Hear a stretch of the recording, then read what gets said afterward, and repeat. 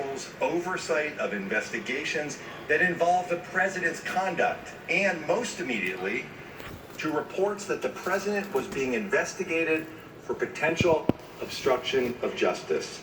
Close quote. Director Mueller, you found evidence, as you lay out in your report, that the president wanted to fire you because you were investigating him for obstruction of justice. Isn't that correct? That's what it says in the report, yes. And I stand behind the report. Director Mueller, that shouldn't happen in America. No president should be able to escape investigation by abusing his power.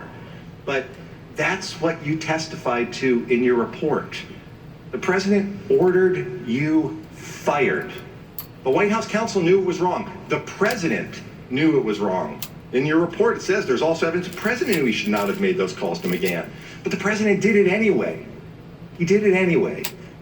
Anyone else who blatantly interfered with a criminal investigation like yours would be arrested and indicted on charges of obstruction of justice. Director Mueller, you determined that you were barred from indicting a sitting president. We've already talked about that today. That is exactly why this committee must hold the president accountable. I yield back. Gentleman yields back. The gentlelady from Alabama. Director Mueller, you just said in response to two different lines of questionings that you would refer, as it relates to this firing discussion, that I would refer you to the report and the way it was characterized in the report. Importantly, the president never said fire Mueller or in the investigation, and one doesn't necessitate the other. And McGahn, in fact, did not resign. He stuck around for a year and a half. On March 24th, Attorney General Barr informed the committee that he had received the special counsel's report, and it was not until April 18th that the Attorney General released the report to Congress and the public. When you submitted your report to the Attorney General, did you deliver a redacted version of the report so that he would be able to release it to Congress and the public without delay, pursuant to his announcement of his intention to do so during his confirmation hearing? I'm not going to engage in discussion about what happened after the production of our report. Had the Attorney General asked you to provide a redacted version of the report? We worked on the redacted versions together. Did he ask you for a version where the grand jury material was separated? Not can I get into details. Is it your belief that an unredacted version of the report could be released to Congress or the public? That's not within my purview.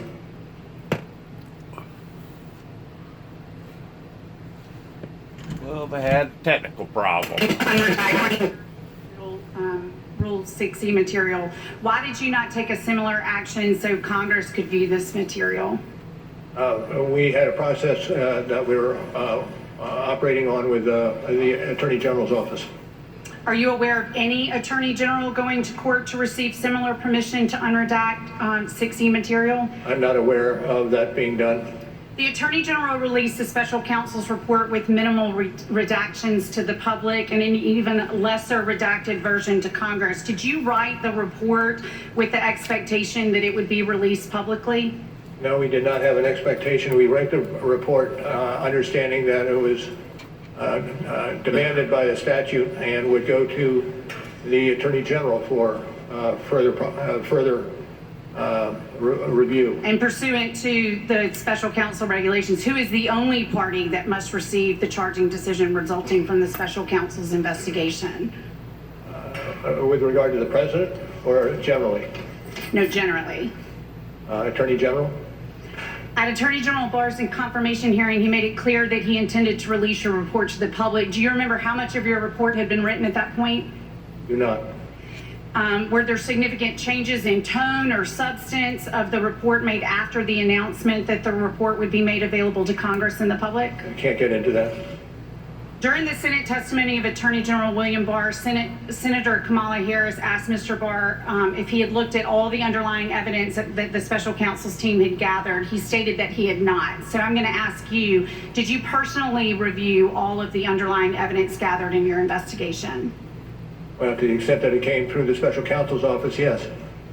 Did any single member of your team review all the underlying evidence gathered during the course of your investigation? As has been recited here today, a substantial amount of work was done, whether it be search warrants or My point is there was no one member of the team that looked at everything. that's what I'm trying to get at. Okay, it's fair to say that in an investigation as comprehensive as yours, it's normal that different members of the team would have reviewed different sets of documents, and few, if anyone, would have reviewed all of the underlying. Thank you, yes. How many of the approximately 500 interviews conducted by the special conference did you attend personally? Very few. On March 27, 2019, you wrote a letter to the Attorney General essentially complaining about the media coverage of your report. You wrote, and I quote, "The summary letter the department sent to Congress and released to the public late in the afternoon of March 24 did not fully capture the context, nature, and substance of this office work and conclusions. We communicated that concern to the department on the morning of March 25th. There's now public confusion about critical aspects of the result of our investigation." Who wrote that March 27th letter? Well, I can't get into who wrote it, the internal deliberation. But you signed it. What I will say is the letter stands for itself. Okay. Why did you write a formal letter since you had already called the Attorney General to express those concerns? I can't get into that, internal deliberations. Did you authorize the letters released to the media, or was it leaked? I have no knowledge on either. Well, you went nearly 2 years without a leak. Why was this letter leaked? I can't get into it. Was this letter written and leaked for the express purpose of attempting to change the narrative about the conclusions of your report? And was anything in Attorney General Barr's letter referred to as principal conclusions inaccurate? The time of the gentlelady has expired. Can you answer the question, please? And the question is? Yes, you may answer the question. Was anything in Attorney General Barr's letter referred to as the principal conclusions letter dated March 24th inaccurate? Well, I am not going to get into that. Time of the gentlelady has expired. The gentlelady from California. Thank you, Mr. Chair. Director Mueller, as you know, we are focusing on 5 obstruction episodes today. I would like to ask you about the second of those 5 obstruction episodes. It is in the section of your report beginning on page 113 of Volume 2 entitled, quote, "The President orders McGahn to deny that the President tried to fire the special counsel," end quote. On January 25th, 2018, the New York Times reported that, quote, "The President had ordered McGahn to have the Department of Justice fire you." Is that correct? Correct. And that story related to the events you already testified about here today. The President's calls to McGahn to have you removed, correct? Correct. After the news broke, did the President go on TV and deny the story? Do not know. In fact, the President said, quote, "Fake news, folks, fake news, a typical New York Times fake story," end quote, correct? Correct. But your investigation actually found substantial evidence that McGahn was ordered by the President to fire you, correct? Yes. Did the President's personal lawyer do something the following day in response to that news report? I'd refer you to the coverage of this in the report. On page 114, quote, "On January 26, 2018, the President's personal counsel called McGahn's attorney and said that the President wanted McGahn to put out a statement denying that he had been asked to fire the special counsel," end quote. Did McGahn do what the President asked? I refer you to the report. Communicating through his personal attorney, McGahn refused because he said, quote, "that the Times story was accurate in reporting that the President wanted the special counsel removed." Isn't that right? I believe it is, but I refer you again to the report. Okay, so Mr. McGahn, through his personal attorney, told the President that he was not going to lie. Is that right? True. Did the President drop the issue? I refer to the write-up of this in the report. Okay, next, the President told the White House staff secretary, Rob Porter, to try to pressure McGahn to make a false denial. Is that correct? That's correct. What did he actually direct Porter to do? And I will send you back to the report. Okay, well, on page 113, it says, quote, "The President then directed Porter to tell McGahn to create a record to make it clear that the President never directed McGahn to fire you," end quote. Is that correct? That is, as it's stated in the report. And you found, quote, the president said he wanted McGahn to write a letter to the file for our records, correct? Correct. And to be clear, the president is asking his White House counsel, Don McCann, to create a record that McCann believed to be untrue while you were in the midst of investigating the president for obstruction of justice, correct? Generally correct. And Mr. McCann was an important witness in that investigation, wasn't he? I'd have to say yes. Did the president tell Porter to threaten McCann if he didn't create the written denial? I'd refer you to the write-up of it in the report. In fact, didn't the president say, quote, and this is on page 116, if he doesn't write a letter, then maybe I'll have to get rid of him, end quote. Yes. Did Porter deliver that threat? I again refer you to the discussion that's found on page 115. Okay, but the president still didn't give up, did he? So the president told McGahn directly to deny that the president told him to have you fired. Can you tell me exactly what happened? I can't beyond what's in the report. Well, on page 116, it says the president met him in the Oval Office. Quote, the president began the Oval Office meeting by telling McCann that the New York Times story didn't look good and McCann needed to correct it. Is that correct? Correct. So, as it's written in the report, yes. The president asked McCann whether he would do a correction, and McCann said no. Correct? That's accurate. Well, Mr. Mueller, thank you for your investigation uncovering this very disturbing evidence. My friend, Mr. Richmond, will have additional questions on the subject. However, it is clear to me if anyone else had ordered a witness to create a false record and cover up acts that are subject of a law enforcement investigation, that person would be facing criminal charges. I yield back my time. I think what we have here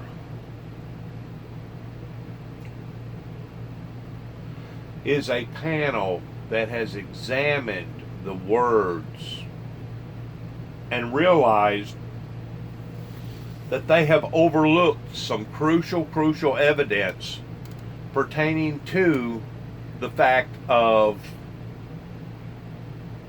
obstruction of justice.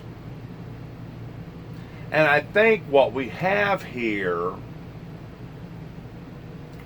in the eyes of the viewers, in the eyes of the public people that are viewing this, is basically, and I don't mean this in any type of racist, discriminatory way, it's an old saying, that the pot is accusing the pan of being black. What we have here is a failure to communicate on a sensible, reasonable level of people that should have caught this on the front end, and now they're just now becoming, I guess, awakened would be the right word, of the words that Robert Mueller here has testified to, that these are words that are intimidating to the very fact. Because these are words by Robert and other key witnesses in these charges. And it's really sad that we're supposed to be dealing with some of the smartest people in the world here in America. They're supposed to be geniuses. They're supposed to be experts. But they let this one here out of the barn and didn't realize what was happening pertaining to sleight of hand movement as far as magicianal words that are being spoken. And now somebody has dissected this even closelier and realized, my God, he's guilty by his own words. pertaining to the testimony that the man gave to begin with. It actually speaks volumes about our intelligence, regardless whether it be the intelligence of the mind or the intelligence of our CIA intelligence, that someone would actually let this slip through the cracks and not pay very, very close attention to what has went on here pertaining to obstruction of justice. And it has reached the level, in my eyes, I can only speak for myself, that we have a swamp drainer that promised the American people that he was going to drain the swamp, but instead of him draining the swamp, he become part of the swamp. Instead of him having a solution to the problem, he become part of the problem. Now, I don't know in everybody else's eyes how that they have transliterated the interpretation of all this, but to me it sounds like that there's been some hokey pokey, some misguided orders from the top. And they're not trivial in any sense, because what is fair for the goose is also supposed to be fair for the gander. And if there was a written order for this man right here that you're looking at on your left of your screen, white-headed gentleman, looks to be maybe in his 60s, possibly 70s, I don't know, Robert Mueller, if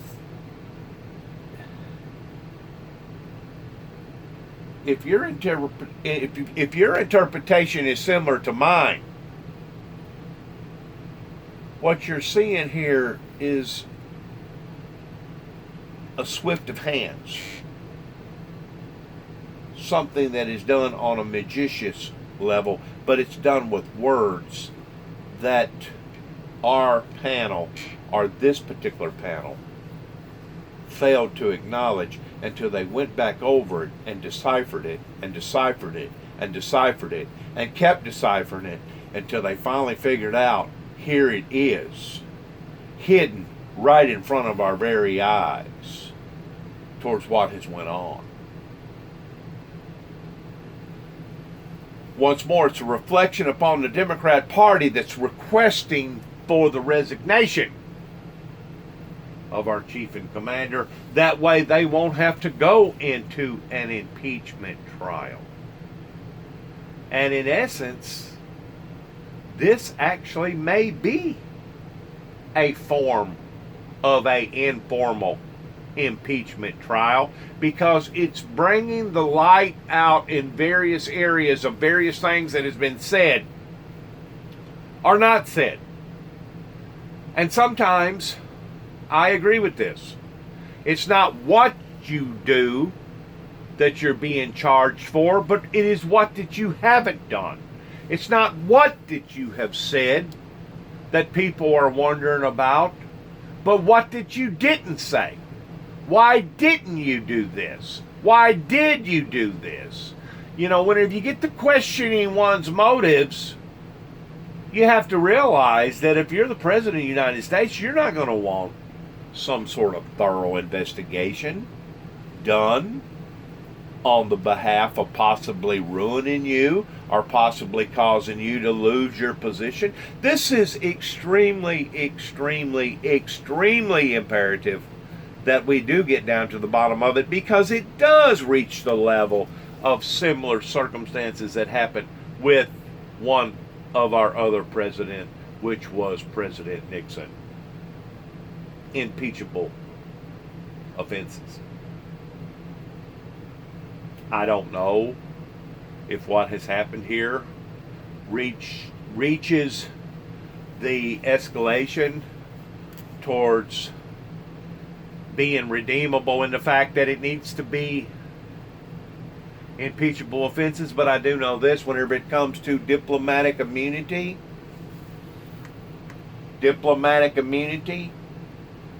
with our high-ranking officers, which includes the President of the United States,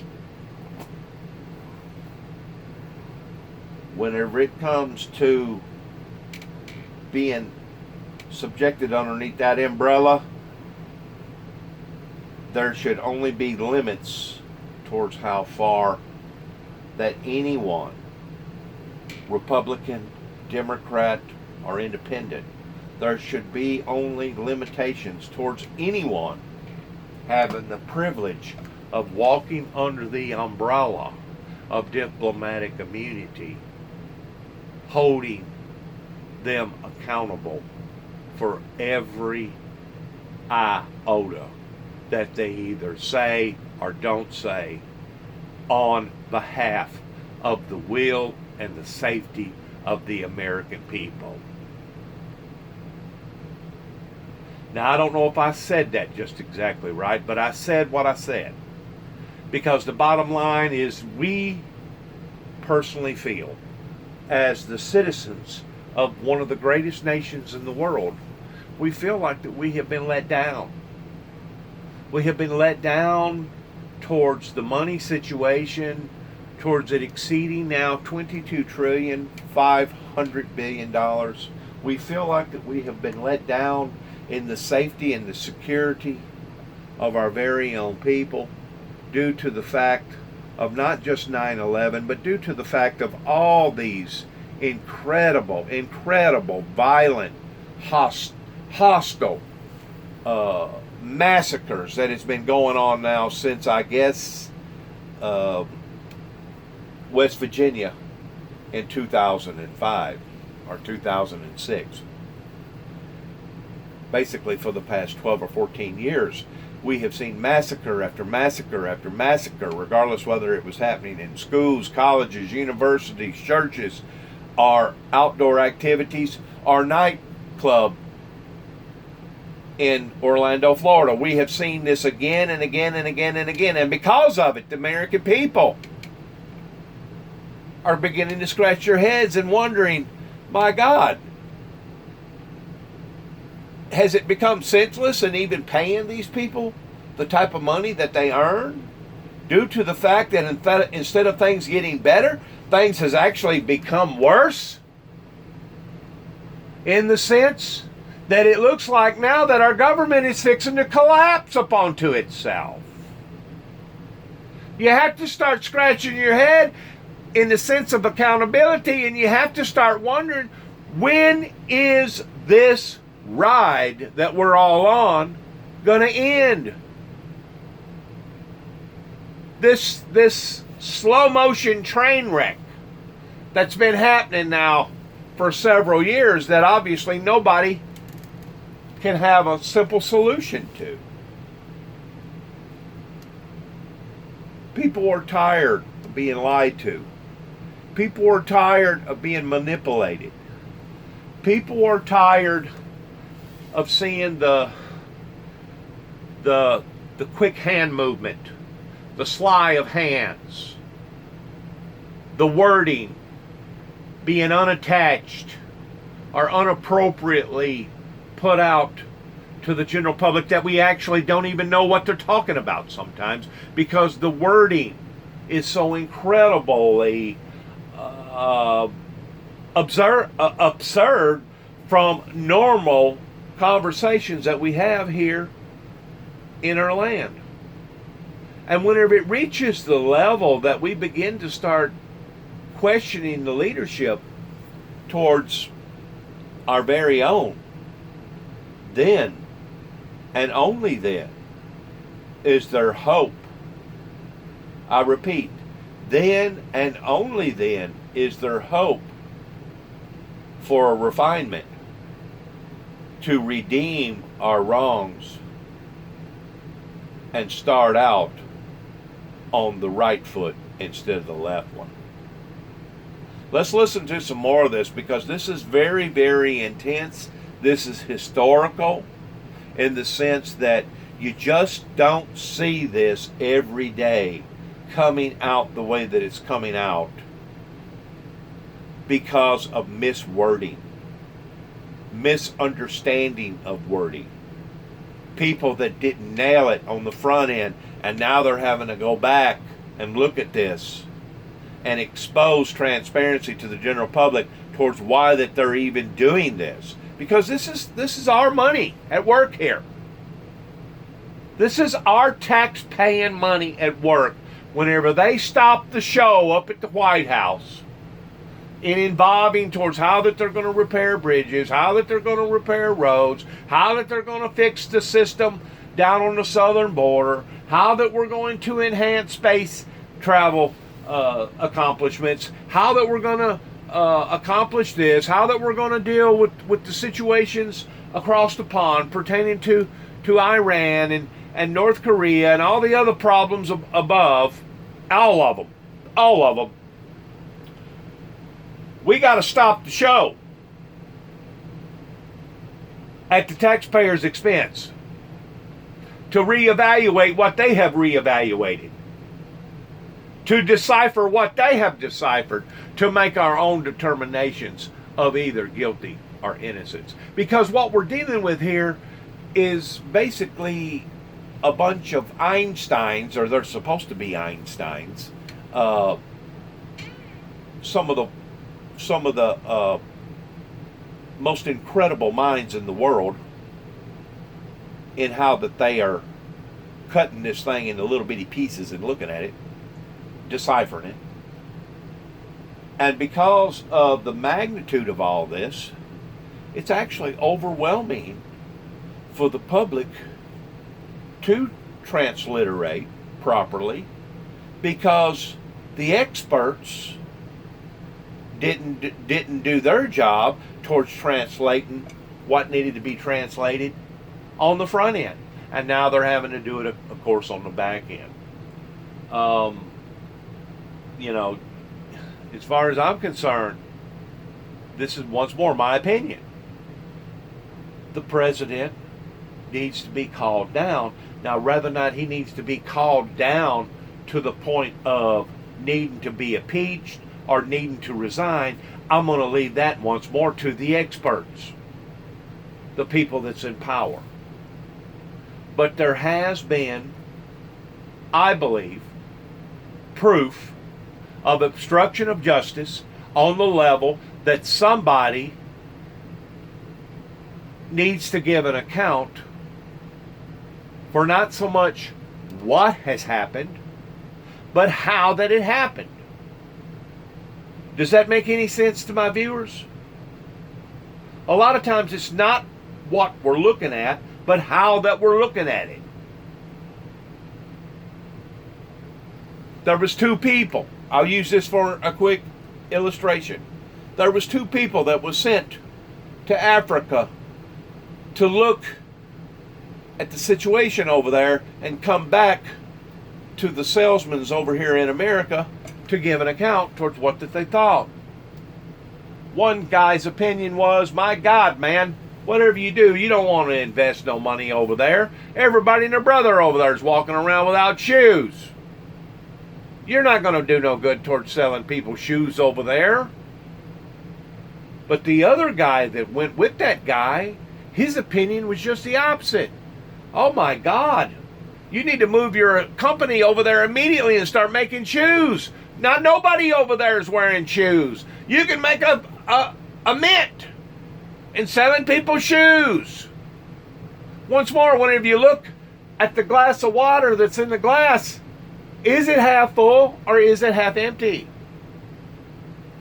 This is what we're running into today in the analogy of it's not so much what was said, but it's the frame of how that it was said in. It's not so much what they're looking at, but how that they're looking at it. They're redesigning a whole different perspective of these charges based around what now they presently understand that they should have understood on the front end. I mean, I kind of put a little fault up onto the parties that was examining all this, that should have caught this on the front end and didn't allow for this to just drag out long and long, another trial, another hearing, another trial, another hearing. I kind of blame it on the front end in a little bit, that they should have already caught all this information and these facts. But now, since we're reboiling the pot again, this is what we're coming up with. So please listen to some more, and we honestly appreciate all people's views, all people's opinions, all people's prerogative of what that they see, what that they understand, how that they have interpreted this on the same level that we have. Please, let's listen. The gentlelady yields back. The gentleman from Ohio. Director, the FBI interviewed Joseph Mifsud on February 10th, 2017. In that interview, Mr. Mifsud lied. You point this out on page 193, volume 1. Mifsud denied. Mifsud also falsely stated. In addition, Mifsud omitted. 3 times he lied to the FBI, yet you didn't charge him with the crime. Excuse me, did you Why say not? I'm sorry, did you say 193? Volume 1, 193. He lied 3 times, you pointed out in the report. Why didn't you charge him with the crime? I can't get into internal deliberations with regard who would or would not be. Charge a lot of other people for making false statements. Let's remember this. In 2016, the FBI did something they probably haven't done before. They spied on 2 American citizens associated with a presidential campaign, George Papadopoulos and Carter Page. With Carter Page, they went to the FISA court. They used the now famous dossier as part of the reason they were able to get the warrant and spy on Carter Page for a better part of a year. With Mr. Papadopoulos, they didn't go to the court. They used human sources. All kinds of, from about the moment Papadopoulos joins the Trump campaign, you got all these people all around the world starting to swirl around him. Names like Halper, Downer, Mifsud, Thompson, meeting in Rome, London, all kinds of places. The FBI even sent a lady posing as somebody else, went by the name Azra Turk, even dispatched her to London to spy on Mr. Papadopoulos. In one of these meetings, Mr. Papadopoulos is talking to a foreign diplomat, and he tells the diplomat, Russians have dirt on Clinton. That diplomat then contacts the FBI, and the FBI opens an investigation based on that fact. You point this out on page 1 of the report. July 31st, 2016, they open the investigation based on that piece of information. Diplomat tells Papadopoulos, Papadopoulos tells the diplomat, Russians have dirt on Clinton. Diplomat tells the FBI. What I'm wondering is, who told Papadopoulos? How'd he find out? I can't get into the evidence you find. Yes, you can, because you wrote about it. You gave us the answer. Page 192 of the report, you tell us who told him. Joseph Mifsud. Joseph Mifsud's a guy who told Papadopoulos. The mysterious professor who lives in Rome and London, teaches in 2 different universities. This is the guy who told Papadopoulos. He's the guy who starts it all. And when the FBI interviews him, he lies 3 times, and yet you don't charge him with a crime. You charge Rick Gates for false statements. You charge Paul Manafort for false statements. You charge Michael Cohen with false statements. You charge Michael Flynn, a 3-star general, with false statements. But the guy who puts the country through this whole saga, starts it all for 3 years we've lived this now, he lies, and you guys don't charge him. And I'm curious as to why. Well, we can't get into it, and it's obvious, I think, that we can't get into charging decisions. When the FBI interviewed him in February, FBI interviews him in February, when the special counsel's office interviewed Mifsud, did he lie to you guys too? Can't get into that. Did you interview Mifsud? Can't get into that. Is Mifsud Western intelligence or Russian intelligence? Can't get into that. A lot of things you can't get into. What's interesting, you can charge 13 Russians no one's ever heard of, no one's ever seen, no one's ever going to hear of them, no one's ever going to see them. You can charge them. You can charge all kinds of people who are around the president with false statements. But the guy who launches the guy who puts this whole story in motion, you can't charge him. I think that's amazing. I'm not certain I agree with your characterizations. Well, I'm reading from your report. Mifsud told Papadopoulos. Papadopoulos tells the diplomat tells the FBI opens the investigation July 31st, 2016, and here we are 3 years later, July of 2019, the country's been put through this, and the central figure who launches it all lies to us, and you guys don't hunt him down and interview him again, and you don't charge him with a crime. Now here's the good news. Here's the good news. The president was falsely accused of conspiracy. The FBI does a 10-month investigation, and James Comey, when we deposed him a year ago, told us at that point they had nothing. You do a 22-month investigation. At the end of that 22 months, you find no conspiracy. And what's the Democrats want to do? They want to keep investigating. They want to keep going. Maybe a better course of action is to figure out how the false accusation started. Maybe it's to go back and actually figure out why Joseph Nipson was lying to the FBI. And here's the good news. Here's the good news. That's exactly what Bill Barr's doing. And thank goodness for that. That's exactly what the Attorney General and John Durham are doing. They're going to find out why we went through this three-year saga and get to the bottom of it. Time of the gentleman has expired. In a moment, we will take a very brief 5-minute break.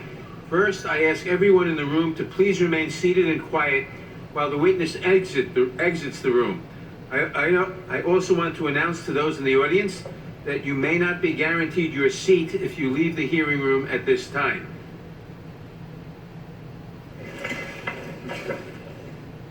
It's almost got down to a he said, she said on the defense. But at the same time, we've got all these records to verify that proves otherwise. It's almost reached a state of insanity in this type of hearing because they're bringing up false innuendos and false lies in the defense of the defense, which makes it that much more complicated. So you tell me what's going on here. I'm going to tell you what I think's going on here based around the Bible. The Bible says that Lucifer, Satan, the demonic forces, is the author of confusion. And as long as they, as a whole, regardless of what side that they're on, can keep the people confused, disoriented, can keep them memorized in other areas that they don't really understand, they're really, in actuality, never going to get to the bottom. I think, from what I can tell, is that they're trying to cram too much into one bottle. In other words, rather than have one big trial mentioning everything, why don't they break it down into maybe a 2-tier, maybe even a 3-tier trial towards understanding the who, the what, the when, and the why? Because that's very, very important whenever you're trying to decipher the facts of any case. The who, the what, the when, and the why. Whenever you're trying to compile this much information up on top of information, sometimes it becomes abstract, difficult. Sometimes it becomes even disheartening in trying to compile too much information into one city. And I think that's what they're doing here. They're compiling too much information into one setting, and they should break it up into a 2-tier setting, possibly even a 3-tier setting. And then after they get through with their conclusions, then bring all 2 of them or 3 of them back together as a whole to be able to figure out just exactly where we're going with this as a trial. Because this isn't just your standard trial up at your courthouse pertaining to somebody violating the law, so a law breaking, a crime that has been committed. This isn't just, this is very, very complex, and it's very, very what would be the right word? Abnormal. And because of the abnormality of the case, of it being so different, so unusual, it needs to be broken down. Tier 1, Tier 2, and Tier 3. Hey, if we're going to do this, let's do it right? If we're going to find out the truth about what really happened and how it happened, because in some incidences the defense may be right in some of their questions on the who, the what, the when, and the why. How come so-and-so and so-and-so didn't do it so-and-so and so-and-so? So what we have here is conflicting statements that makes the case even that much more complicated, because they're trying to cram too much into the bottle. Does that make any sense? I don't think that I'm overstating this towards what's actually going on here. I'm going to go ahead and fast forward this. That way we can move on with the trial. They're going to take a 5-minute break. I'm sure there's going to be some mediator talking about the case. Out themselves. And by the way, I mean that in a bipartisan sense. Mueller has a very different task, and it's a hard one, to Nicole's point, to explain sort of thoughtfully and cogently, and with the restrictions that he's put on himself. A 448-page report and a 22-month investigation. And you can see at times, and this is not terribly surprising, he's struggling with parts of it, right? Well, sure he is. Anybody would that wound up putting that much information into a package. Anybody would struggle with that. Especially after the time delay that has went by now. What's it been, 6 months since the last major trial, or 4 months, or something like that? I mean, he's an older guy. He's not, his mind's not going to be quite as sharp as what it used to be. My mind is not as sharp as what it used to be whenever it comes to memorization. See, and somebody has that going in their defense. Bass talked about the president's request of McGahn to deny the fact. Let's back up. I might have missed some of that. Congressman Dutch addressed Trump's request to I still didn't get all of it. Hang on.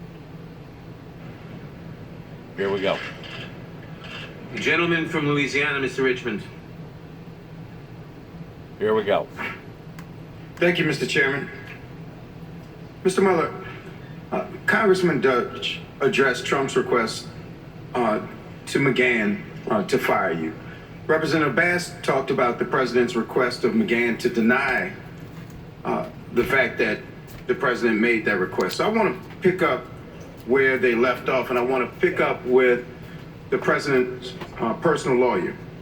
In fact, there was evidence that the president's personal lawyer was alarmed at the prospect of the president meeting with Mr. McGahn to discuss Mr. McGahn's refusal to deny the New York Times report about the president trying to fire you, correct? Correct.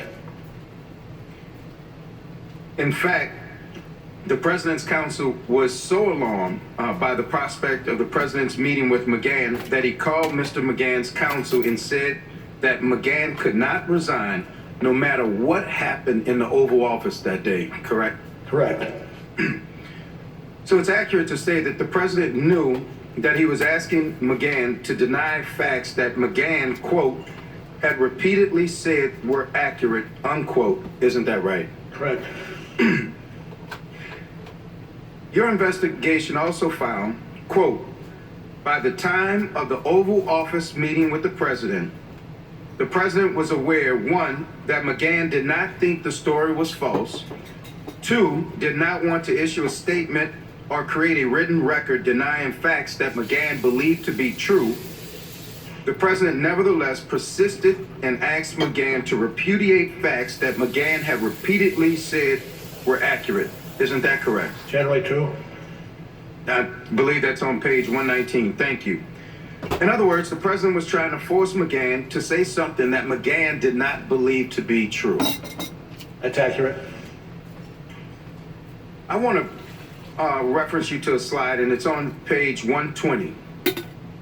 And it says, substantial evidence indicates that in repeatedly urging McGahn to dispute that he was ordered to have the special counsel terminated, the president acted for the purpose of influencing McGahn's account in order to deflect or prevent further scrutiny of the president's conduct towards the investigation. It's accurate. Can you explain what you meant there? I'm just going to believe it and as it appears in the report. So it's fair to say the president tried to protect himself by asking staff to falsify records relevant to an ongoing investigation. I would say that's generally a summary. Would you say that that action, the president tried to hamper the investigation by asking staff to falsify records relevant to your I'm just investigation? going to refer you to the report, if I could, for review of that episode. Thank you. Also, the president's attempt to get McGahn to create a false written record were related to Mr. Trump's concerns about your obstruction of justice inquiry, correct? I believe that to be true. In fact, at that same Oval Office meeting, did the president also ask McGahn why he had told, quote, why he had told special counsel's office investigators that the president told him to have you removed, unquote? And what was the question, sir, if I might? Let me go to the next one. The president, quote, criticized McGahn for telling your office about the June 17, 2017 events when he told McGahn to have you removed, correct? Correct. In other words, the president was criticizing his White House counsel for telling law enforcement officials what he believed to be the truth. I again go back to the text of the report. Well, let me go a little bit further. Would it have been a crime if Mr. McGahn had lied to you about the president ordering him to fire you? I don't want to speculate. Okay. Is it true that you charged multiple people associated with the president for lying to you during your investigation? That is accurate. The president also complained that his staff were taking notes during the meeting about firing McGahn. Is that correct? That's what the report says. Yeah, the report. But in fact, it's completely appropriate for the president's staff, especially his counsels, to take notes during a meeting, correct? I rely on the wording of the report. Well, thank you, Director Mueller, for your investigation into whether the president attempted to obstruct justice by ordering his White House counsel, Don McGahn, to lie to protect the president and then to create a false record about it. It is clear that any other person who engaged in such conduct would be charged with a crime. We will continue our investigation and we will hold the president accountable because no one is above the law. Thank you. The gentleman from Florida. Director Mueller, can you state with confidence that the Steele dossier was not part of Russia's disinformation campaign? No, as I said in my opening statement, that part of the building of the case predated me, and by at least 10 months. Yeah, I mean, Paul Manafort's alleged crimes regarding tax evasion predated you. You had no problem charging them. And matter of fact, this Steele dossier predated the Attorney General, and he didn't have any problem answering the question. When Senator Cornyn asked the Attorney General the exact question I asked you, Director, the Attorney General said, and I'm quoting, "No, I can't state that with confidence." And that's one of the areas I'm reviewing. I'm concerned about it, and I don't think it's entirely speculative. Now, if something is not entirely speculative, then it must have some factual basis, but you identify no factual basis regarding the dossier or the possibility that it was part of the Russia disinformation campaign. Now, Christopher Steele's reporting is referenced in your report. Steele reported to the FBI that senior Russian foreign ministry figures, along with other Russians, told him that there was, and I'm quoting from the Steele dossier, extensive evidence of conspiracy between the Trump campaign team and the Kremlin. So here's my question.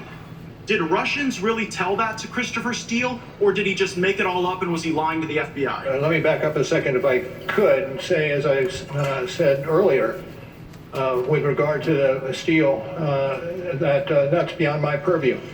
No, it is exactly your purview, Director Mueller, and here's why. only one of two things is possible, right?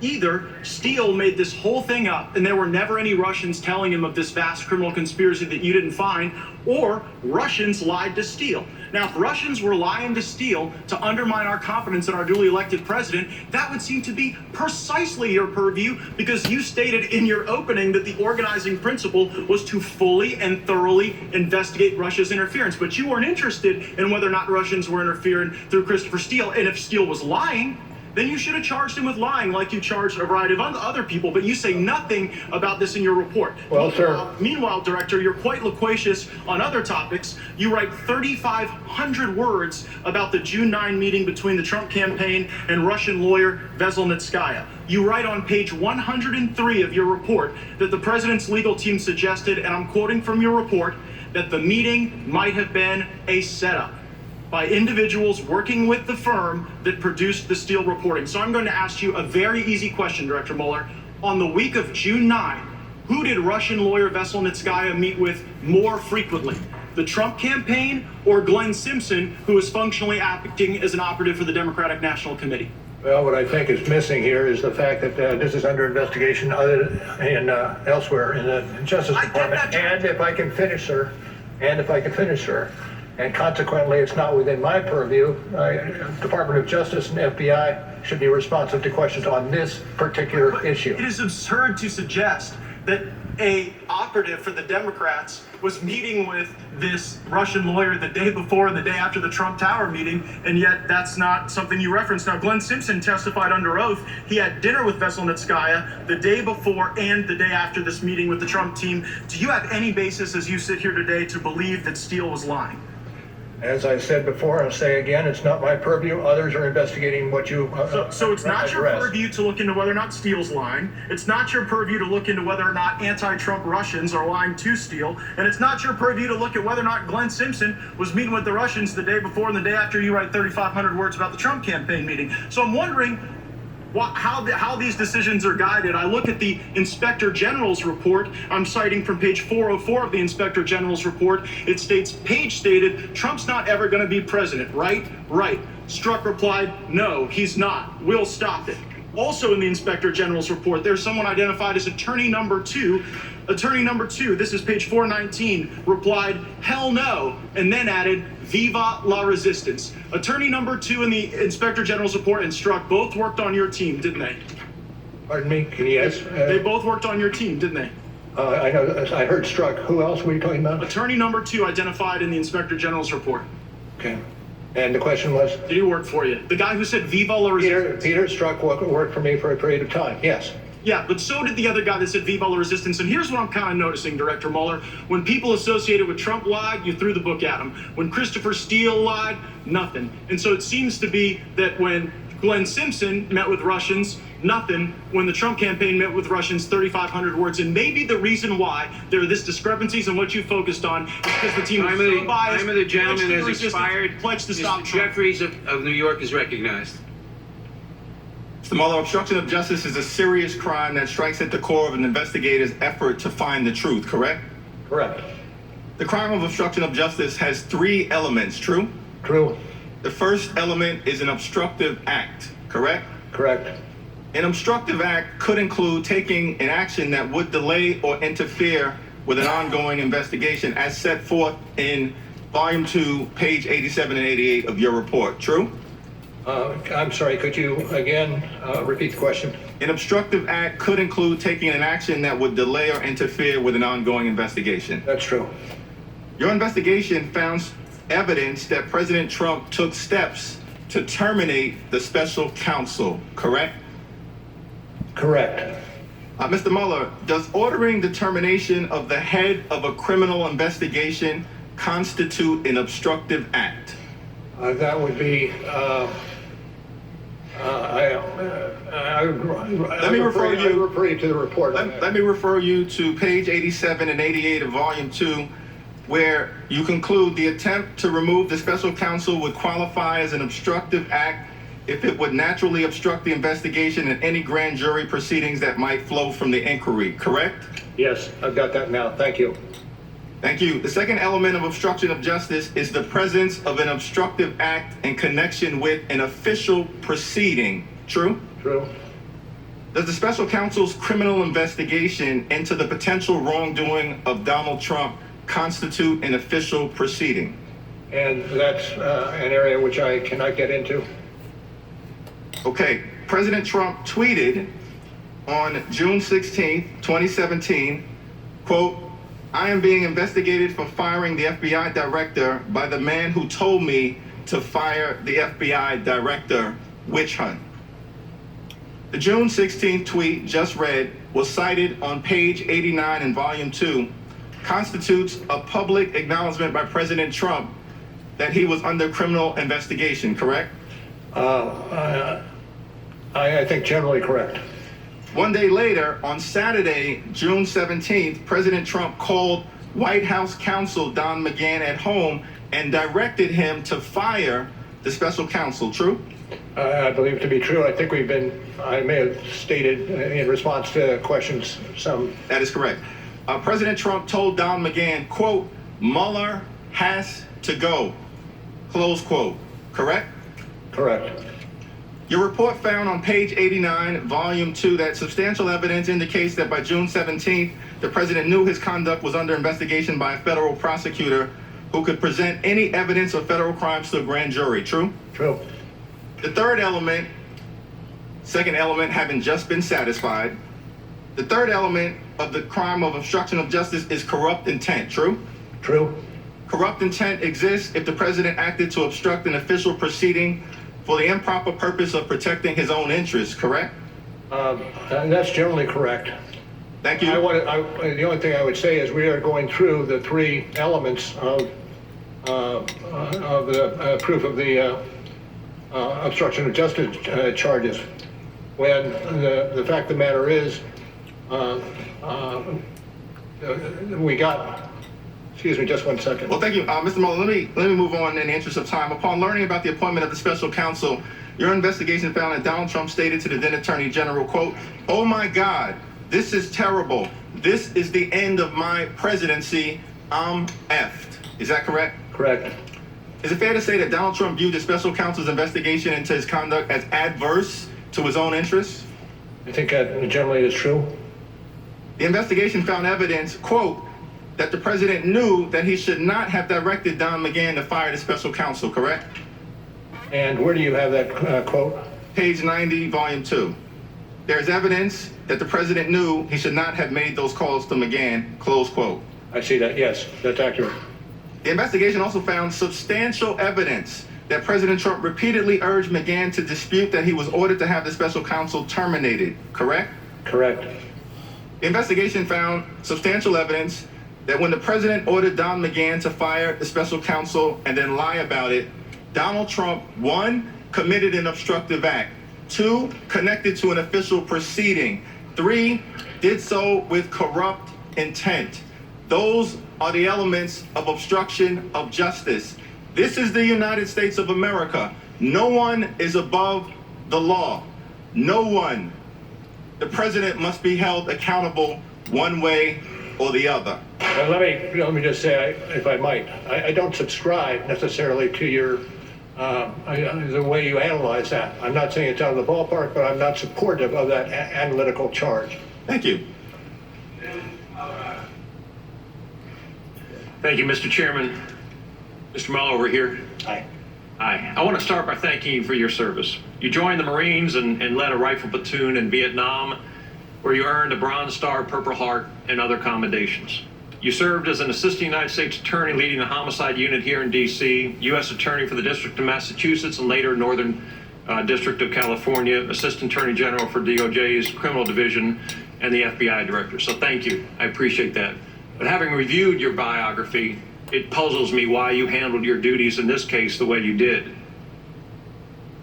The report contradicts what you taught young attorneys at the Department of Justice, including to ensure that every defendant is treated fairly, or as Justice Sutherland said in the Berger case, a prosecutor is not the representative of an ordinary party to a controversy, but of a sovereignty. whose interest in a criminal prosecution is not that it shall win a case, but that justice shall be done, and that the prosecutor may strike hard blows, but he is not at liberty to strike foul ones. By listing the 10 factual situations and not reaching a conclusion about the merits of the case, you unfairly shifted the burden of proof to the president, forcing him to prove his innocence while denying him a legal forum to do so. And I've never heard of a prosecutor declining a case and then holding a press conference to talk about the defendant. You noted 8 times in your report that you had a legal duty under the regulations to either prosecute or decline charges. Despite this, you disregarded that duty. As a former prosecutor, I'm also troubled with your legal analysis. You discussed 10 separate factual patterns involving alleged obstruction, and then you failed to separately apply the elements of the applicable statutes. I looked at the 10 factual situations and I read the case law. And I have to tell you, just looking at the Flynn matter, for example, the 4 statutes that you cited for possible obstruction, 1503, 1505, 1512B3, and 1512C2, when I look at those concerning the Flynn matter, 1503 is inapplicable because there wasn't a grand jury or trial jury impaneled, and Director Comey was not an officer of the court as defined by the statute. Section 1505 criminalizes acts that would obstruct or impede administrative proceedings as those before Congress or an administrative agency. The Department of Justice Criminal Resource Manual states that the FBI investigation is not a pending proceeding. 1512B3 talks about intimidation, threats of force to tamper with a witness. General Flynn at the time was not a witness, and certainly Director Comey was not a witness. And 1512C2 talks about tampering with a record, and as Joe Biden described the statute as being debated on the Senate floor, he called this a statute criminalizing document shredding, and there's nothing in your report that alleges that the president destroyed any evidence. So what I have to ask you, and what I think people are working around in this hearing is, let me lay a little foundation for it. The ethical rules require that a prosecutor have a reasonable probability of conviction to bring a charge. Is that correct? Sounds generally accurate. Okay.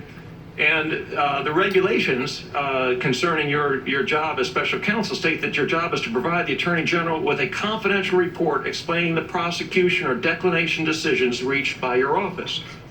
You recommended declining prosecution of President Trump and anyone associated with his campaign because there was insufficient evidence to convict for a charge of conspiracy with Russian interference in the 2016 election. Is that fair? That's fair. Was there sufficient evidence to convict President Trump or anyone else with obstruction of justice? We did not make that calculation. How could you not have made the calculation with the regulation? The OLC opinion, Office of Legal Counsel, indicates that we cannot indict a sitting president. So one of the tools that a prosecutor would use is not there. Okay, but let me just stop. You made the decision on the Russian interference. You couldn't have indicted the president on that, and you made the decision on that.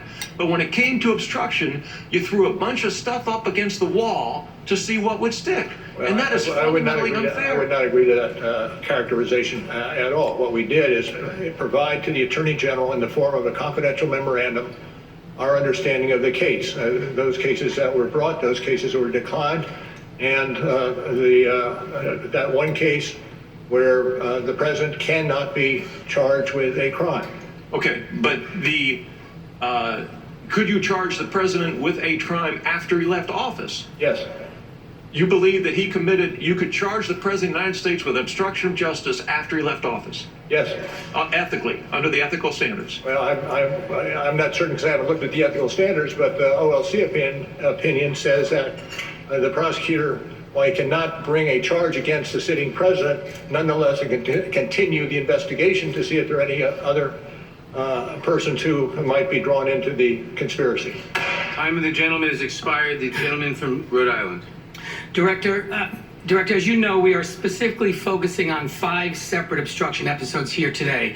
I'd like to ask you about the third episode. It's the section of your report entitled "The President's Efforts to Curtail the Special Counsel Investigation," beginning at page 90. And by curtail, you mean limit, correct? Correct.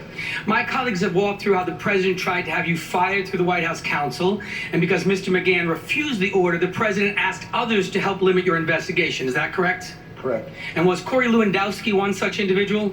And again, can you remind me what character? Well, Corey Lewandowski is the president's former campaign manager, correct? Correct. Did he have any official position in the Trump administration? I don't believe so. Your report describes an incident in the Oval Office involving Mr. Lewandowski on June 19, 2017, at volume 2, page 91. Is that correct? I'm sorry, what's the citation, sir? Page 91. Of the second volume? Yes. And A meeting in the Oval Office between Mr. Lewandowski and the president. Okay. And that was just 2 days after the president called Don McGahn at home and ordered him to fire you. Is that correct? Apparently so. So right after his White House counsel, Mr. McGahn, refused to follow the president's order to fire you, the president came up with a new plan. And that was to go around all of his senior advisors and government aides to have a private citizen try to limit your investigation. What did the president tell Mr. Lewandowski to do? Do you recall he dictated a message to Mr. Lewandowski for Attorney General Sessions and asked him to write it down. Is that correct? True. And did you and your team see this handwritten message? I'm not going to get into what we may or may not have included in our investigation. Okay, the message directed Sessions to give, and I'm quoting from your report, to give a public speech saying that he planned to meet with the special prosecutor to explain this is very unfair and let the special prosecutor move forward with investigating election meddling for future elections. That's at page 91. Is that correct? Yes, I see that. Thank you. Yes, it is. In other words, Mr. Lewandowski, a private citizen, was instructed by the President of the United States to deliver a message from the President to the Attorney General that directed him to limit your investigation, correct? Correct. And at this time, Mr. Sessions was still recused from oversight of your investigation, correct? I'm sorry, could you The restate? Attorney General was recused from oversight. Yes. So the Attorney General would have had to violate his own department's rules in order to comply with the President's order, correct? Well, I'm not going to get into the subsidiary details. I just refer you again to page 91, 92 of the report. And if the Attorney General had followed through with the President's request, Mr. Mueller, it would have effectively ended your investigation into the President and his campaign, as you note on page 97, correct? Could you? At page 97, you write, and I quote, "Taken together, the President's directives indicate that Sessions was being instructed to tell the special counsel to end the existing investigation into the President and his campaign, with the special counsel being permitted to move forward with investigating election meddling for future elections." Is that correct? Generally true. Yes, sir. And it's an unsuccessful attempt to obstruct justice is still a crime. Is that correct? That is correct. And Mr. Lewandowski tried to meet with the Attorney General. Is that right? True. And he'd meet with them in his office so he would be certain there wasn't a public log of the visit. According to what we gathered for the report. And the meeting never happened, and the president raised the issue again with Mr. Lewandowski, and this time he said, and I quote, "If Sessions does not meet with you, Lewandowski should tell Sessions he was fired." Correct? Correct. So immediately following the meeting with the president, Lewandowski then asked Mr. Dearborn to deliver the message, who's the former chief of staff to Mr. Sessions, and Mr. Dearborn refuses to deliver it because he doesn't feel comfortable. Isn't that correct? Generally correct, yes. So just so we're clear, Mr. Mueller, 2 days after the White House counsel, Don McGahn, refused to carry out the president's order to fire you, the president directed a private citizen to tell the Attorney General of the United States, who was recused at the time, to limit your investigation to future elections, effectively ending your investigation into the 2016 Trump campaign. Is that correct? I'm not going to adopt your characterization. I'll say that the facts as laid out in the report are accurate. Well, Mr. Mueller, in your report, you in fact write at page 97, substantial evidence indicates that the president's effort to have Sessions limit the scope of the special counsel's investigation to future elections interference was intended to prevent further investigative scrutiny of the president and his campaign conduct. Is that correct? Generally. And so, Mr. Mueller, you have seen a letter where 1,000 former Republican and Democratic federal prosecutors have read your report and said anyone but the president who committed those acts would be charged with obstruction of justice. Do you agree with those former colleagues, 1,000 prosecutors who came to that conclusion? Those prosecutors. Thank you, Mr. Chairman. Over here. Thanks. Mr. Mueller. See, he never answered the question specifically. What I'm getting out of this is that the president started at the wrong end of the swamp towards trying to drain the swamp. And because he started at the wrong end, now the very things that he supposedly wanted to achieve come back to bite him in the rear end, because he was giving direct orders to people that was investigating him to stop investigating him or fire him. The way that I'm interpreting this is just my opinion now. You guys, your team wrote in the report, quote, this is the top of page 2, volume 1, also on page 173, by the way. You said that you'd come to the conclusion that, quote, the investigation did not establish that members of the Trump campaign conspired or coordinated with the Russian government in its election interference activities, close quote. That's an accurate statement, right? That's accurate. And I'm curious, when did you personally come to that conclusion? Can you remind me which paragraph you're referring to? Top of page 2. On 2? Volume 1. I want to make another comment here. They have obviously put this guy under such strenuous scrutiny to the point that because of his age and everything, he's really struggling in trying to make these accurate determinations.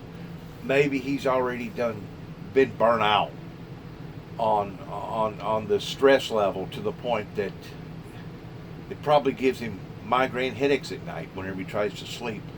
And now all of a sudden you're going to put this guy in a position of him handling all this weight, all this burden.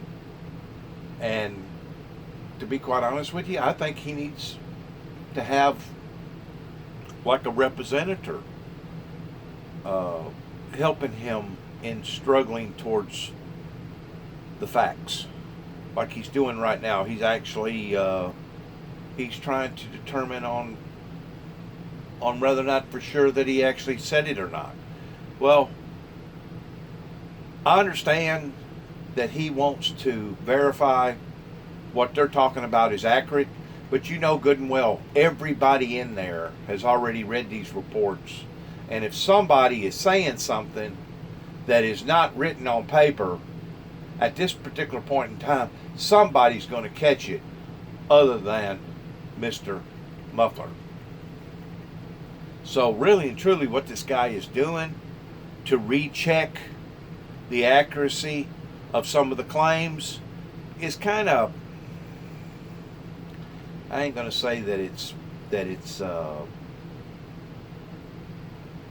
not important, because it is important, but I'm going to say that he is dedicating time and energy on something that really he shouldn't have to dedicate time and energy on, because they're not going to get up there and start blabbing up a bunch of stuff that he said or that was in the report that was inaccurate. They're just not going to do that. Okay. And exactly which paragraph are you looking at on 2? The investigation did not establish. Of course. I see. Yes.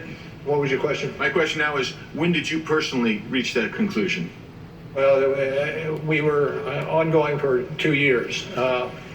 Right, you were ongoing, you wrote it at some point during that 2-year period, but at some point you had to come to a conclusion that that I don't think that there's not a conspiracy going on here. There was no conspiracy between this president. I'm not talking about the rest of the president's team. I'm talking about this president and the Russians. As you understand, developing a criminal case, you get pieces of information, witnesses, and the like, as you make your case. Right. And when you make a decision on a particular case depends on a number of factors. Right, I understand. So I cannot say specifically that we reached a decision on a particular defendant at a particular point in time. But it was some time well before you wrote the report, fair enough? I mean, you wrote the report dealing with a whole myriad of issues. Certainly at some time prior to that report is when you reached the decision that, okay, with regard to the president himself, I don't find anything here. Fair enough? Well, I'm not certain I do agree with that. So you waited till the last minute when you were actually writing the report and say, oh, okay. Well, No, but there are various aspects of the development of Sure, and that's my point. There are various aspects that happen, but somewhere along the pike, you will come to a conclusion. There's no there for this defendant. Isn't that right? So apparently, I can't speak. You can't say when. Fair enough. So you know, I'm asking the sworn witness.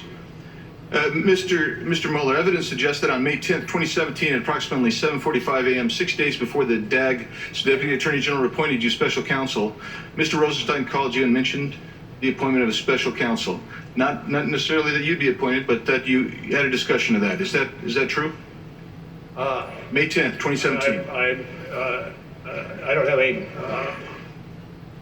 I don't have any knowledge of that occurring. You don't have any knowledge, or you don't recall?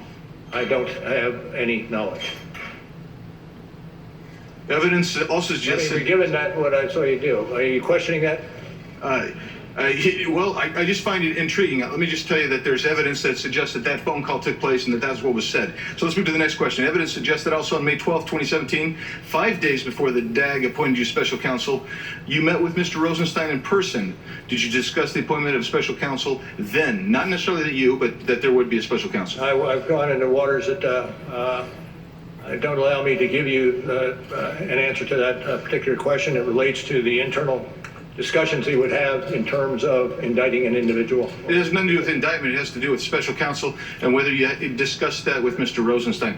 Evidence also suggests that on May 13th, 4 days before you were appointed special counsel, you met with former Attorney General Sessions and Rosenstein, and you spoke about special counsel. Do you remember that?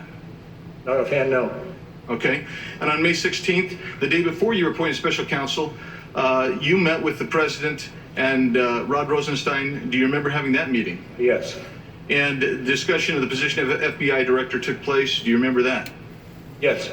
And did you discuss at any time in that meeting Mr. Comey's termination? No.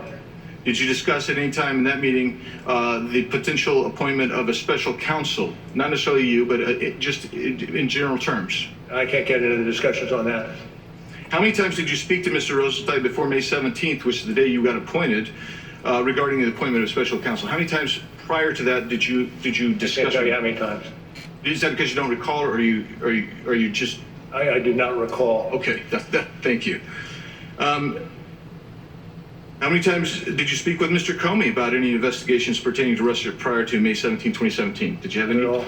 Zero? Zero. Okay. Now, my time has expired. So, Time of the gentleman has expired. The gentleman from California. Director Mueller, going back to the president's obstruction via Corey Lewandowski, it was referenced that 1,000 former prosecutors who served under Republican and Democratic administrations with 12,000 years of federal service wrote a letter regarding the president's conduct. Are you familiar with that letter? I've read about that letter, yes. And some of the individuals who signed that letter, the statement of former prosecutors, are people you worked with. Is that right? Quite probably, yes. People that you respect? Quite probably, yes. And in that letter, they said all of this conduct, trying to control and impede the investigation against the president by leveraging his authority over others, is similar to conduct we have seen charged against other public officials and people in powerful positions. Are they wrong? They have a different case. Do you want to sign that letter, Director Mueller? They have a different case. Director Mueller, thank you for your service, going all the way back to the 60s when you courageously served in Vietnam. Because I have a seat on the Intelligence Committee, I'll have questions later. And because of our limited time, I will ask to enter this letter into the record under unanimous consent. That yield to my colleague from California, Mr. Liu. Thank you, Director Mueller, for your long history of service to our country, including your service as a Marine, where you earned a Bronze Star with a V device. I'd like to now turn to the elements of obstruction of justice as applied to the President's attempts to curtail your investigation. The first element of obstruction of justice requires an obstructive act, correct? Correct. Okay, I'd like to direct you to page 97 of Volume 2 of your report. And you wrote there on page 97, quote, Sessions was being instructed to tell the special counsel to end the existing investigation into the president and his campaign, unquote. That's in the report, correct? Correct. Okay. That would be evidence of an obstructive act because it would naturally obstruct their investigation, correct? Correct. Okay. Let's turn now to the second element of the crime of obstruction of justice, which requires a nexus to an official proceeding.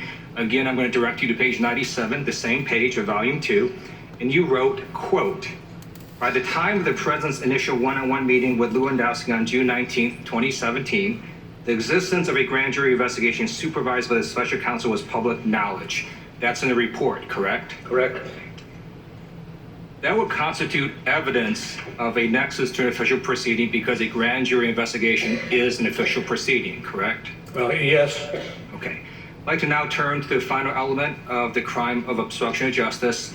On that same page, page 97, do you see where there's the intent section on that page? I do see that. C. All right. Would you be willing to read the first sentence? And that was starting with Substantial evidence. indicates that the president's. If you could read that first sentence, would you be willing to do that? I'm happy to have you read it. Okay, I will read it then.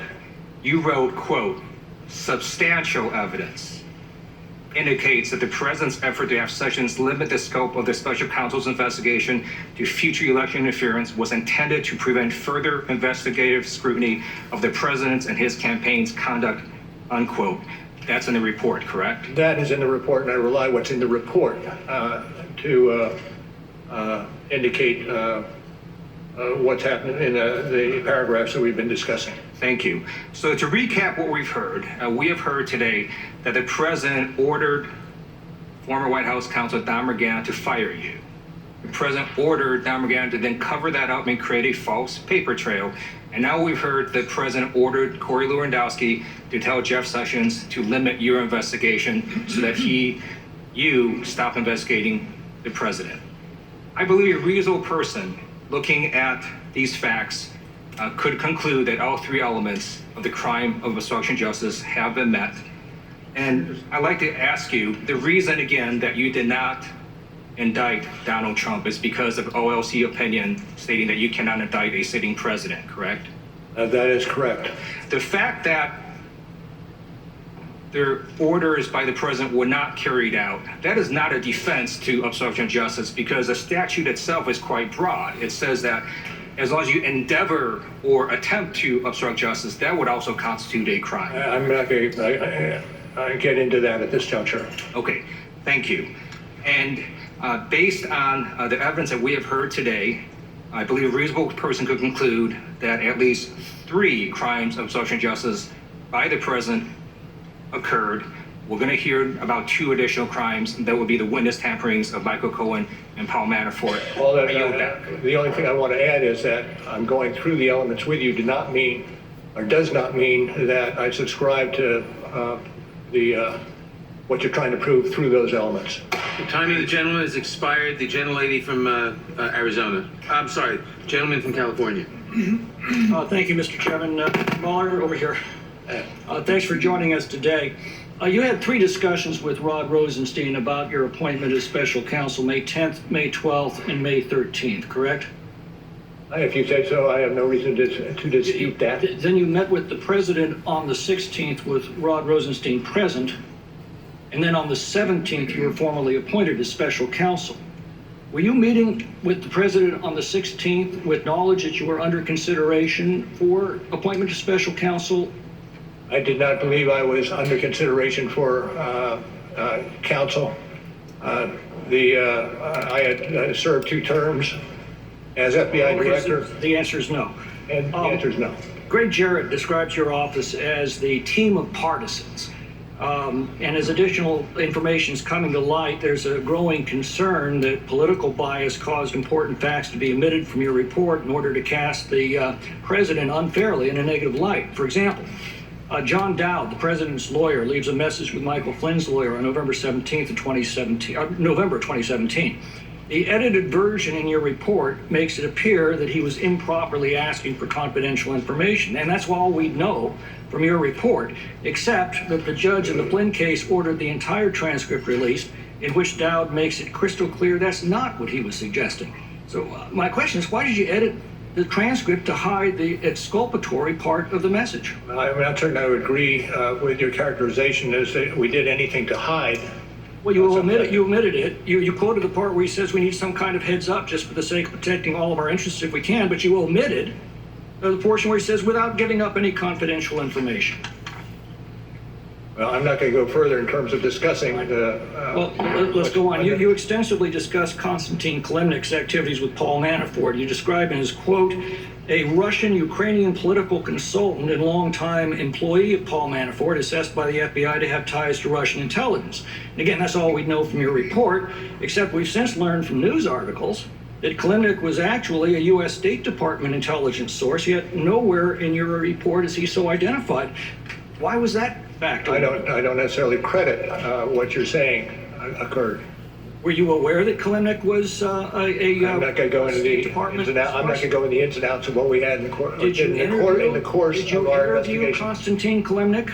Pardon? Did you interview Konstantin Kilimnik? I can't go into the discussion of our investigative moves. And yet that is the basis of your report. Again, the problem we're having is we have to rely on your report for an accurate reflection of the evidence, and we're starting to find out that's not true. For example, your report famously links Russian internet troll farms with the Russian government. Yet at a hearing on May 28th in the Concord Management IRA prosecution that you initiated, the judge excoriated both you and Mr. Barr for producing no evidence to support this claim. Why did you suggest Russia was responsible for the troll farms when in court you've been unable to produce any evidence to support it?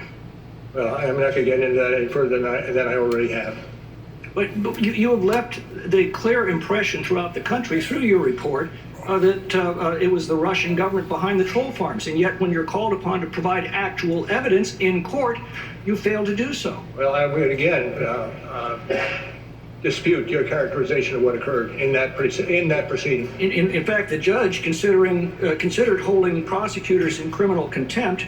She backed off only after your hastily called press conference the next day in which you retroactively made the distinction between the Russian government and the Russia troll farms. Did your press conference of May 29th have anything to do with the threat to hold your prosecutors in contempt the previous day for publicly misrepresenting the evidence? What was the question? The question is, did your May 29th press conference have anything to do with the fact that the previous day the judge threatened to hold your prosecutors in contempt for misrepresenting evidence? No. Now, the fundamental problem is, as I said, we've got to take your word, your team faithfully, accurately, impartially, and completely described all of the underlying evidence in the Mueller report, and we're finding more and more instances where this just isn't the case. And it's starting to look like, having desperately tried and failed to make a legal case against the president, you made a political case instead. You put it in a paper sack, lit it on fire, dropped it on our porch, rang the doorbell, and ran. I don't think you will reviewed a report that is as thorough, as fair, as consistent as the report that we have in front of us. Then why is contradictory? Time of the gentleman has expired. The gentleman from Maryland is recognized. Director Mueller, let's go to a fourth episode of obstruction of justice in the form of witness tampering, which is urging witnesses not to cooperate with law enforcement, either by persuading them or intimidating them. Witness tampering is a felony punishable by 20 years in prison. You found evidence that the president engaged in efforts, and I quote, to encourage witnesses not to cooperate with the investigation. Is that right? That's correct. Do you have a citation? I'm page 7 on volume 2. Thank you. Now, one of these witnesses was Michael Cohen, the president's personal lawyer, who ultimately pled guilty to campaign violations based on secret hush money payments to two women the president knew, and also to lying to Congress about the hoped-for $1 billion Trump Tower deal.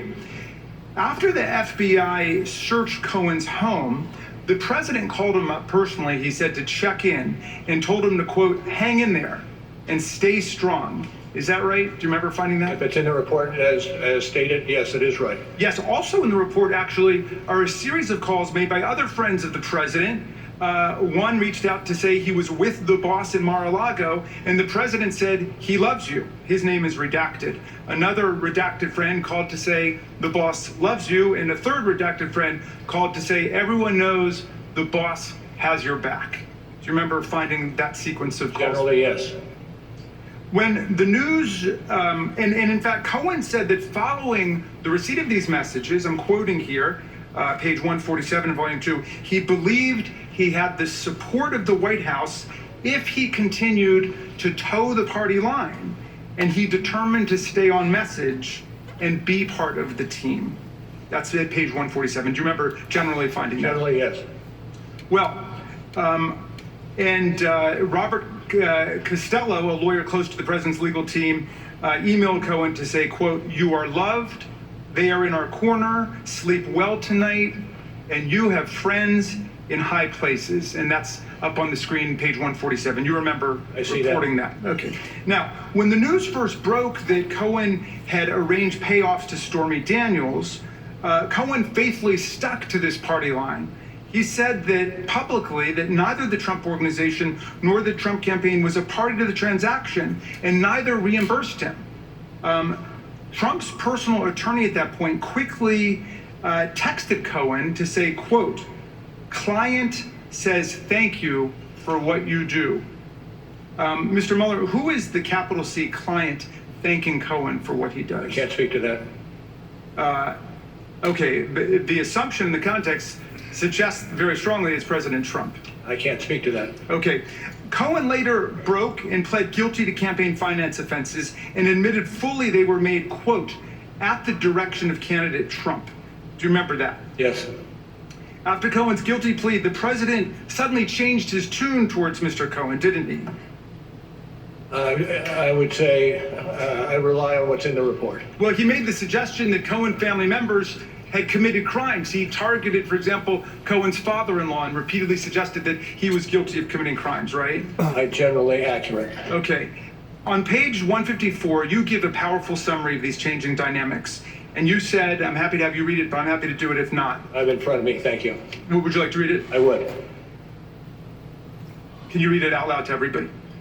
I would be happy to have you read it out. Okay, very good. We'll read it at the same time. The evidence concerning this sequence of events could support an inference that the president used inducements in the form of positive messages in an effort to get Cohen not to cooperate, and then turned to attacks and intimidation to deter the provision of information or to undermine Cohen's credibility once Cohen began cooperating.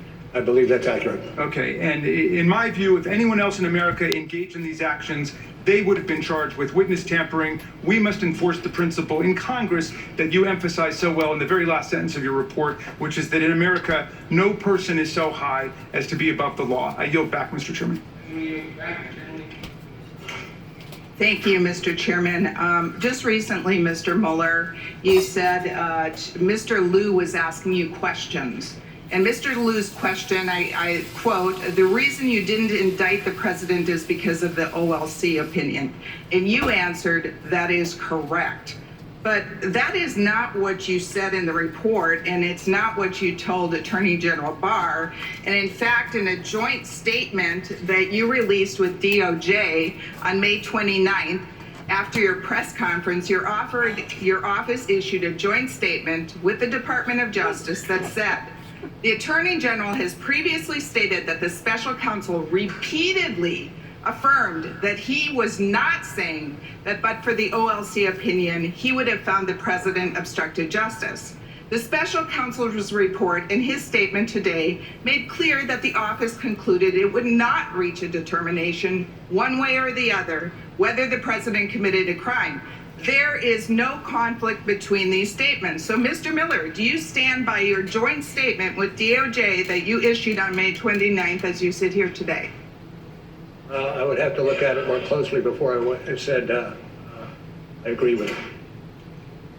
Well, so my conclusion is that what you told Mr. Liu really contradicts what you said in the report, and specifically what you said apparently repeatedly to Attorney General Barr, and then you issued a joint statement on May 29th saying that the Attorney General has previously stated that the special counsel repeatedly affirmed that he was not saying, but for the OLC report, that we would have found the president obstructed justice. So I just say there's a conflict.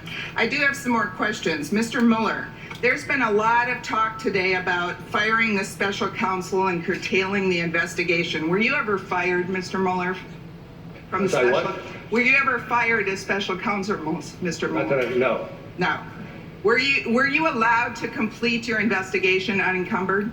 Yes.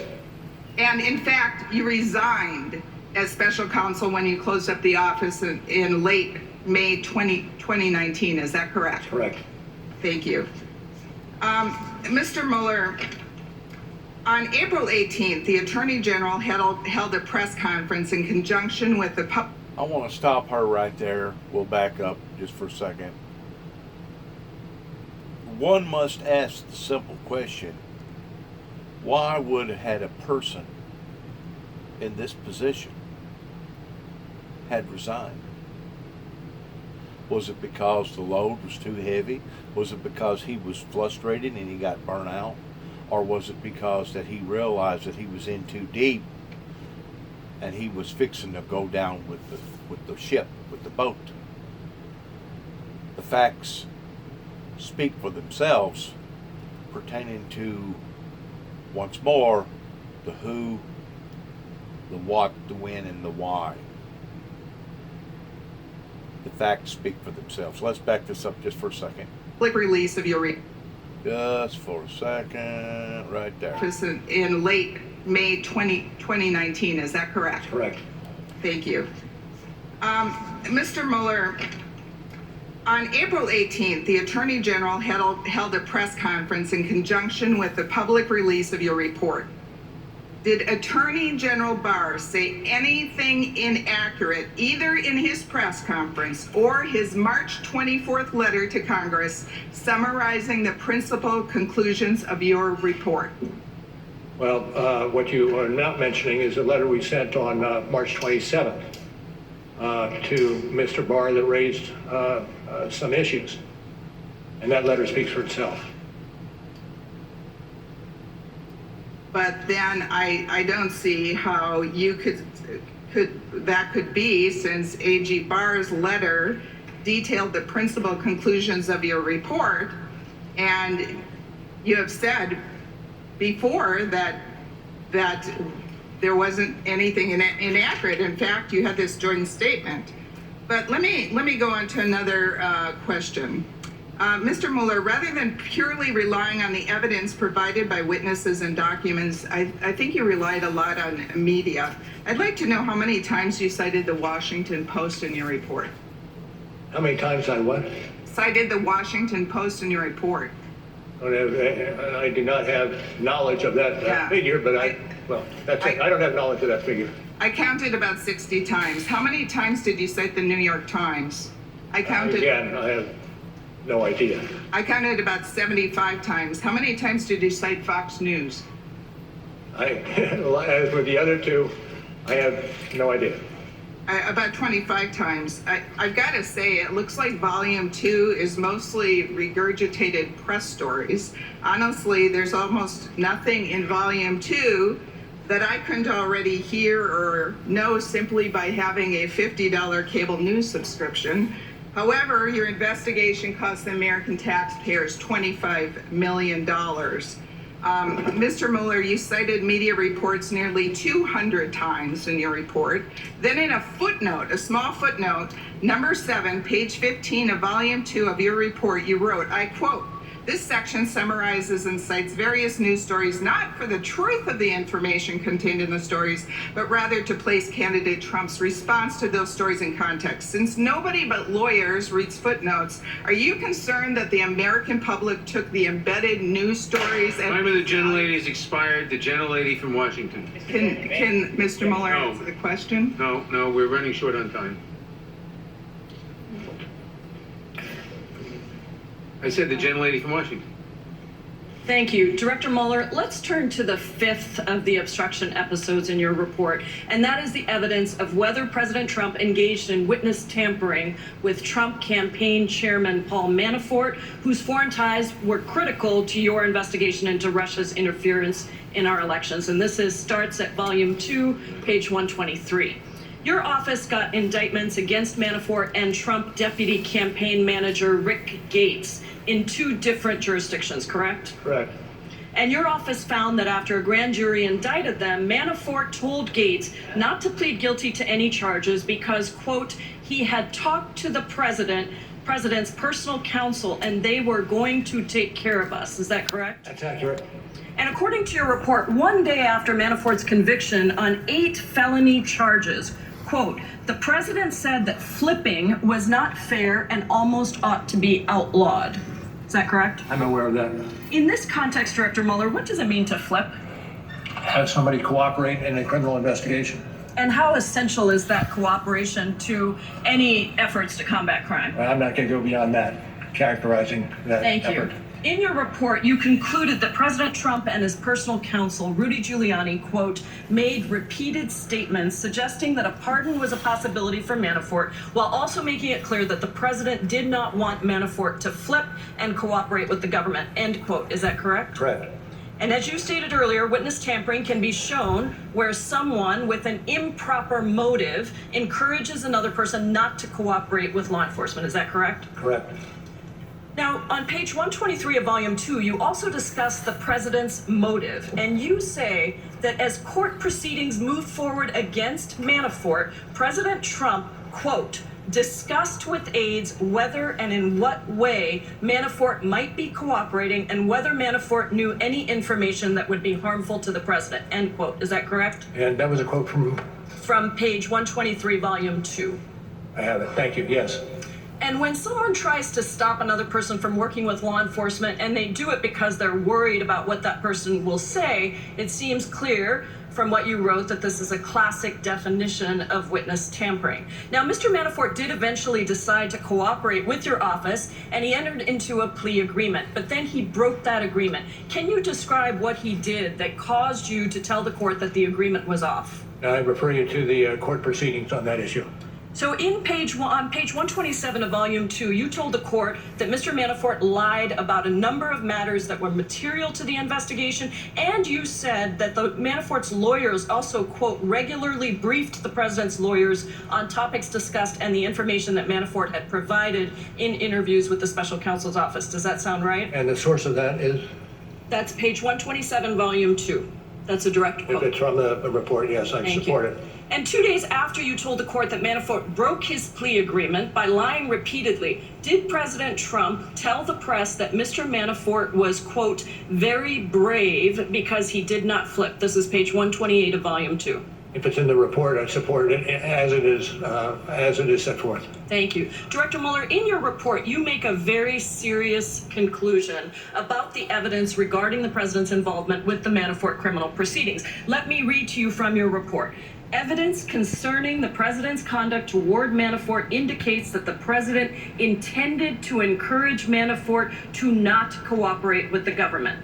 It is clear that the president both publicly and privately discouraged Mr. Manafort's cooperation or flipping while also dangling the promise of a pardon if he stayed loyal and did not share what he knew about the president. Anyone else who did these things would be prosecuted for them. We must ensure that no one is above the law. And I thank you for being here, Director Mueller. Yield back. Gentleman from Pennsylvania. Thank you, Mr. Chairman. Mr. Mueller, I'm over here, I'm sorry. Mr. Mueller, are you familiar with the now expired independent counsel statute? It's the statute under which Ken Starr was appointed. That Ken Starr did what? I'm sorry. Are you familiar with the independent counsel statute? Are you talking about the one that we operating under now or a previous? No, under which Ken Starr was appointed? I am not that familiar with that, but I'd be happy to take your question. Well, the Clinton administration allowed the independent counsel statute to expire after Ken Starr's investigation. The final report requirement was a major reason why the statute was allowed to expire. Even President Clinton's AG, Janet Reno, expressed concerns about the final report requirement. And I'll quote AG Reno. She said, On one hand, the American people have an interest in knowing the outcome of an investigation of their highest officials. On the other hand, the report requirement cuts against many of the most basic traditions and practices of American law enforcement. Under our system, we presume innocence and we value privacy. We believe that information obtained during a criminal investigation should, in most cases, be made public only if there is an indictment and prosecution, not in a lengthy and detailed report filed after a decision has been made not to prosecute. The final report provides a forum for unfairly airing a target's dirty laundry, and it also creates yet another incentive for an independent counsel to over-investigate in order to justify his or her tenure and to avoid criticism that the independent counsel may have left a stone unturned. Again, Mr. Mueller, those are AG Reno's words. Didn't you do exactly what AG Reno feared? Didn't you publish a lengthy report unfairly airing the target's dirty laundry without recommending charges? I disagree with that. Okay. Did any of your witnesses have the chance to be cross-examined? Can I just finish my answer on that? Quickly. I operate under the current statute, not the original statute, so I am most familiar with the current statute, not the older statute. Did any of the witnesses have a chance to be cross-examined? Did any of the witnesses in our investigation? Yes. I'm not going to answer that. Okay. Did you allow the people mentioned in your report to challenge how they were characterized? I'm not going to get into that. Given that AG Barr stated multiple times during his confirmation hearing that he would make as much of your report public as possible, did you write your report knowing that it would likely be shared with the public? No. Did knowing that the report could and likely would be made public, did that alter the contents which you included? I can't speak to that. Despite the expectations that your report would be released to the public, you left out significant exculpatory evidence. In other words, evidence favorable to the president, correct? Well, I actually would disagree with you. I think we strove to put into the report exculpatory evidence as well. I got into that with you, where you said there was evidence you left out. Well, you make a choice as to what goes into Isn't it true, Mr. Mueller? Isn't it true that on page 1 of volume 2, you state, when you're quoting the statute, that you had an obligation to either prosecute or not prosecute? Well, generally that is the case. Right. Although most cases are not done in the context of the president. And in this case, you made a decision not to prosecute, correct? No, we made a decision not to decide whether to prosecute or not. So essentially what your report did was everything that AG Reno warned against. I can't agree with that characterization. Okay. Well, what you did is you compiled nearly 450 pages of the very worst information you gathered against the target of your investigation, who happens to be the President of the United States. And you did this knowing that you were not going to recommend charges and that the report would be made public. Not true. Mr. Mueller, as a former officer in the United States JAG Corps, I prosecuted nearly 100 terrorists in a Baghdad courtroom. I cross-examined the Butcher of Fallujah in defense of our Navy SEALs. As a civilian, I was elected a magisterial district judge in Pennsylvania, so I'm very well versed in the American legal system. The drafting and the publication of some of the information in this report without an indictment, without prosecution, frankly flies in the face of American justice. And I find those facts in this entire process un-American. I yield the remainder of my time to my colleague, Jim Jordan. Director Mueller, the third FISA renewal happens a month after you're named special counsel. What role did your office play in the third FISA renewal of Carter Page? Not going to talk to that. Time of the gentleman has expired. The gentlelady from Florida. Director Mueller, a couple of my colleagues right here wanted to talk to you or ask you about lies. So let's talk about lies.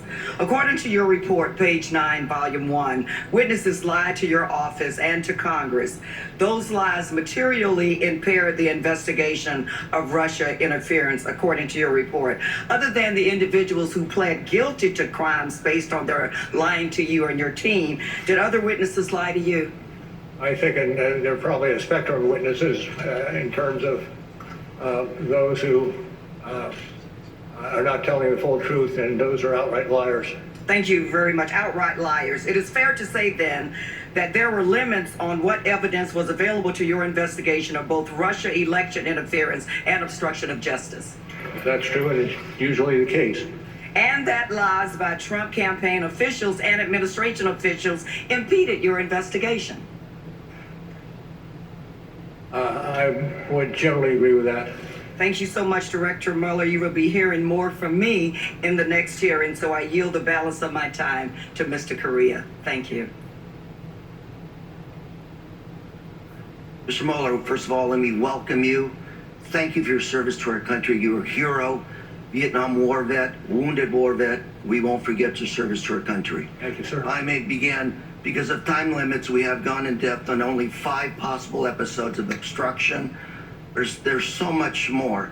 And I want to focus on another section of obstruction, which is the president's conduct concerning Michael Flynn, the president's national security advisor.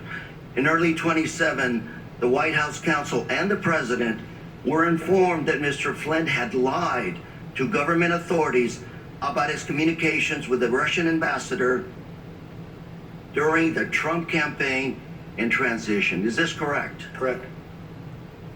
If a hostile nation knows that a U.S. official has lied publicly, that can be used to blackmail that government official, correct? I'm not going to speak to that. I don't disagree with it necessarily, but I'm not going to speak to any more to that issue. Thank you very much, sir.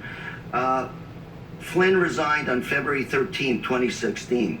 And the very next day, when the president was having lunch with New Jersey Governor Chris Christie, did the president say, open quotes, "Now that we fired Flynn, the Russia thing is over," close quote. Is that correct? Correct. And is it true that Christie responded by saying, open quotes, "No way, and this Russia thing is far from over," close quote? That's the way we have it in the report. Thank you. And after President met with Christie, later that same day, the president arranged to meet with then FBI Director James Comey, alone in the Oval Office, correct? Correct, particularly if you have the citation to the report. Page 3940, Volume 2. Thank you very much. And according to Comey, the president told him, "I hope," open quote, "I hope you can see your way to letting this thing go, to letting Flynn go. He's a good guy, and I hope you can let it go," close quote. Page 40, Volume 2. Accurate. What did Comey understand the president to be asking? I'm not going to get into what was in Mr. Comey's mind. Comey understood this to be a direction because of the president's position and the circumstances of the one-to-one meeting. Page 40, Volume 2. Well, I understand it's in the report, and I support it as being in the report. Thank you, sir. Even though the president publicly denied telling Comey to drop the investigation, you found, open quote, substantial evidence corroborating Comey's account over the president's. Is this correct? That's correct. The president fired Comey on May 9th. Is that correct, sir? I believe that's the accurate date. That's page 77, Volume 2. You found substantial evidence that the catalyst for the president's firing of Comey was Comey's, open quote, unwillingness to publicly state that the president was not personally under investigation. I'm not going to delve more into the details of what happened. If it's in the report, then I'm supportive because it's already been reviewed and appropriately appears in the report. And that's page 75, Volume 2. Thank you. Thank you. And in fact, the very next day, the president told the Russian foreign minister, open quote, "I just fired the head of the FBI. He was crazy, a real nut job. I faced great pressure because of Russia. That's taken off. I'm not under investigation," close quote. Is that correct? That's what was written in the report, yes. Time of the gentleman has expired. Thank you, sir. Gentleman from Virginia. Thank you, Mr. Chairman. Mr. Mueller, we've heard a lot about what you're not going to talk about today, so let's talk about something that you should be able to talk about, the law itself, the underlying obstruction statute, and your creative legal analysis of the statutes in Volume 2, particularly your interpretation of 18 U.S.C. 1512C.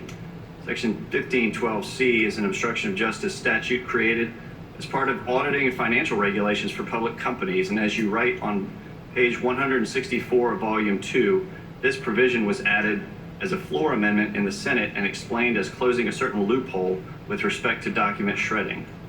And to read the statute, whoever corruptly alters, destroys, mutilates, or conceals a record, document, or other object, or attempts to do so with the intent to impair the object's integrity or availability for use in an official proceeding, or otherwise obstructs, influences, or impedes any official proceeding or attempts to do so, shall be fined under the statute or imprisoned not more than 20 years or both. Your analysis and application of the statute proposes to give Clause C2 a much broader interpretation than commonly used. First, your analysis proposes to read Clause C2 in isolation, reading it as a freestanding, all-encompassing provision prohibiting any act influencing a proceeding if done with an improper motive. And second, your analysis of the statute to apply this proposes to apply this sweeping prohibition to lawful acts taken by public officials exercising their discretionary powers if those acts influence a proceeding. So, Mr. Mueller, I'd ask you, in analyzing the obstruction, you state that you recognize that the Department of Justice and the courts have not definitively resolved these issues, correct? Correct. You'd agree that not everyone in the Justice Department agreed with your legal theory of the obstruction of justice statutes, correct? I'm not going to be involved in a discussion on that at this juncture. In fact, the Attorney General himself disagrees with your interpretation of the law, correct? I leave that to the Attorney General to identify. And you would agree that prosecutors sometimes incorrectly apply the law, correct? I would have to agree with that one. And members of your legal team, in fact, have had convictions overturned because they were based on an incorrect legal theory, correct? I don't know to what you advert. We've all who spent time in the one trenches trying cases have not won every one of those cases. Well, let me ask you about one in particular. One of your top prosecutors, Andrew Weissman, obtained a conviction against auditing firm Arthur Anderson, lower court, which was subsequently overturned in a unanimous Supreme Court decision that rejected the legal theory advanced by Weissman, correct? Well, I'm not going to get into that, delve into Let me read from that. Maybe May I just finish my answer to say that I'm not going to get involved in discussion on that. I will refer you to that citation that you gave me at the outset for the lengthy discussion on just what you're talking about, and to the extent that I have anything to say about it, it is what we've already put into the report on that. And I am reading from your report when discussing this section, and I'll read from the decision of the Supreme Court unanimously reversing Mr. Weissman when he said, indeed, it's striking how little culpability the instructions required. For example, the jury was told that even if petitioner honestly and sincerely believed his conduct was lawful, the jury could convict. The instructions also diluted the meaning of corruptly such that it covered innocent conduct.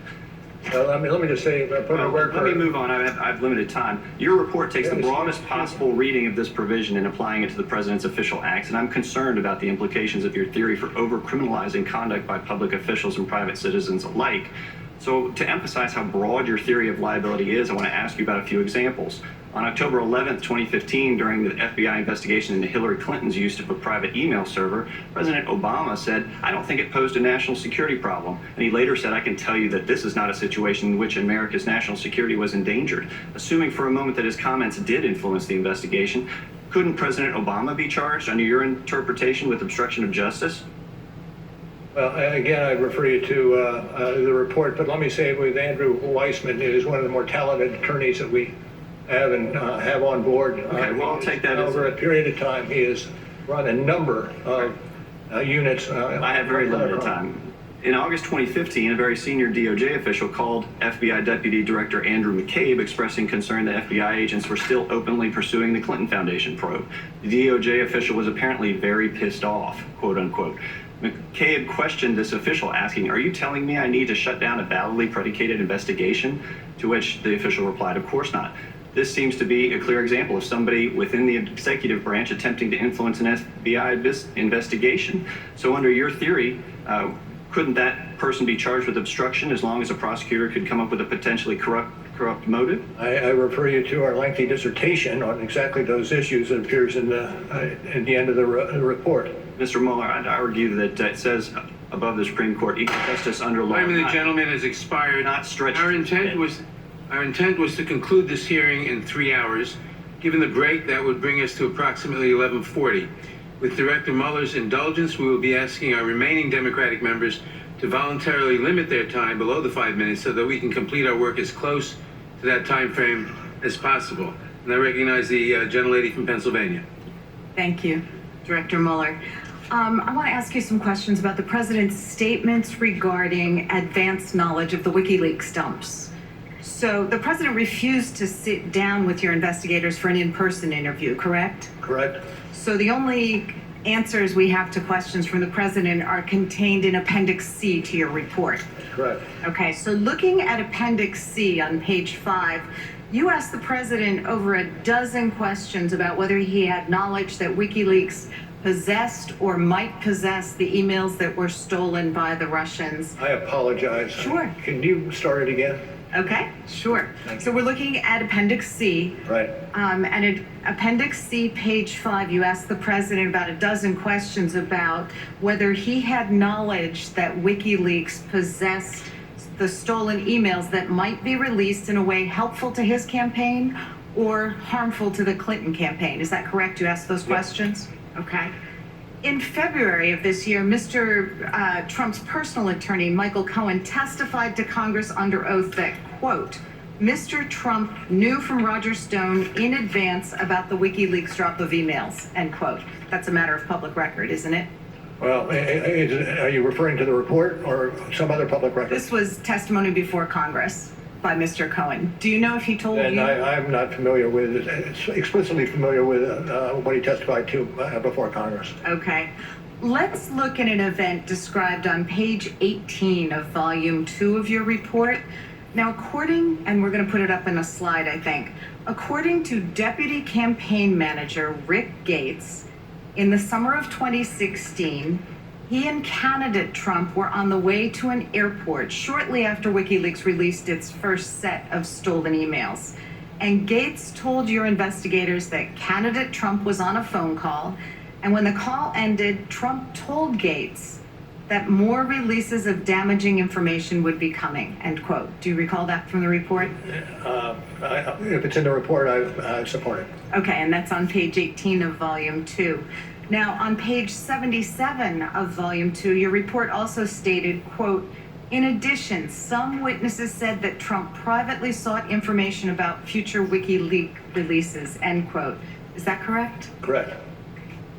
Now, in Appendix C, where the president did answer some written questions, he said, quote, I do not recall discussing WikiLeaks with him, nor do I recall being aware of Mr. Stone having discussed WikiLeaks with individuals associated with my campaign, end quote. Is that correct? If it's from the report, it is correct. Okay. So is it fair to say the president denied ever discussing WikiLeaks with Mr. Stone and denied being aware that anyone associated with his campaign discussed WikiLeaks with Stone? I'm sorry, could you repeat that one? Is it fair then that the president denied knowledge of himself or anyone else discussing WikiLeaks dumps with Mr. Stone? Yes. Okay. And with that, I would yield back. Thank you, ma'am. Thank you, Mr. Chair. Mr. Mueller, over here. Mr. Mueller, did you indeed interview for the FBI director job one day before you were appointed a special counsel? My understanding, I was not applying for the job. I was asked to give my input on what it would take to do the job, which triggered the interview you're talking about. So you don't recall on May 16, 2017, that you interviewed with the president regarding the FBI director job?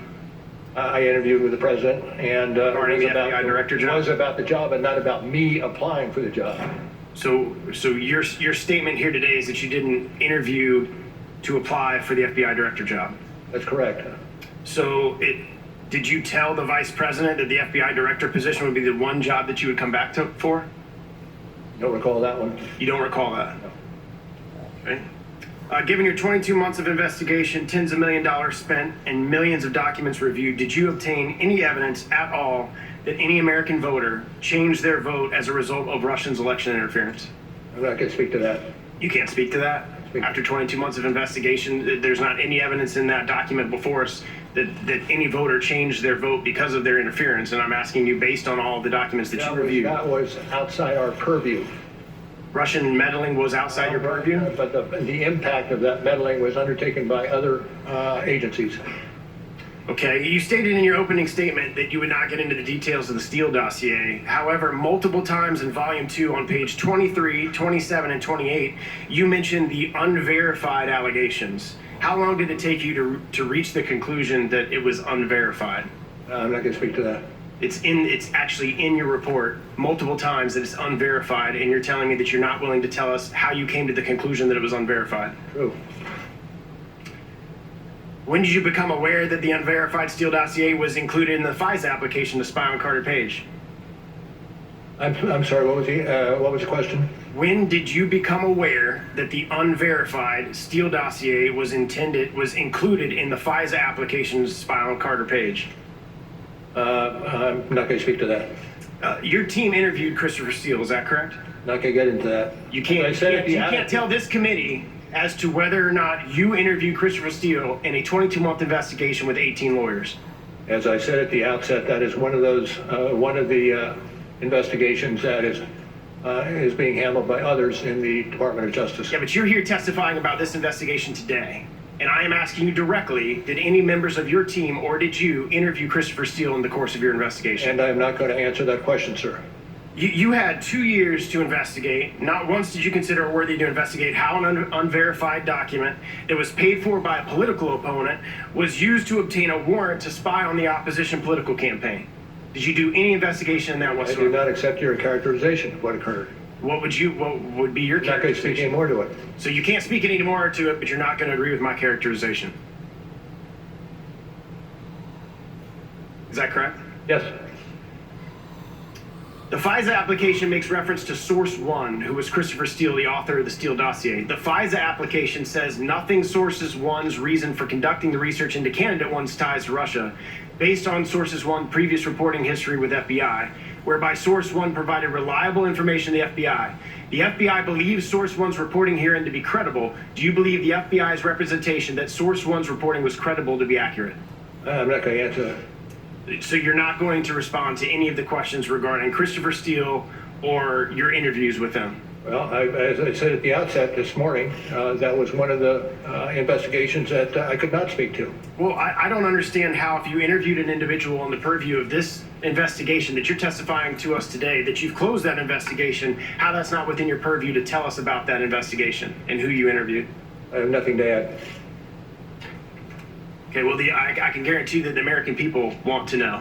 And I'm very hopeful and glad that AG Barr is looking into this and the Inspector General is looking into this, because you're unwilling to answer the questions of the American people as it relates to the very basis of this investigation into the president and the very basis of this individual who you did interview. You're just refusing to answer those questions. Can't the president fire the FBI director at any time without reason under Article 1 of the Constitution? Yes. Article 2? Yes. That's correct. Can't he also fire you as special counsel at any time without any reason? I believe that to be the case. Under Article 2? Hold on just a second. You said without any reason. I know that special counsel can be fired, but I'm not certain it extends to for whatever reason is given. Well, and you've testified that you weren't fired. You were able to complete your investigation in full. Is that correct? I'm not going to add to what I've stated before. My time's expired. Gentleman's time has expired. The gentlelady from Pennsylvania. From Texas. Thank you, Mr. Chairman, and thank you, Mr. Mueller, for being with us close to the afternoon now. Director Mueller, now I would like to ask you about the president's answers relating to Roger Stone. Roger Stone was indicted for multiple federal crimes, and the indictment alleges that Mr. Stone discussed future WikiLeaks email releases with the Trump campaign.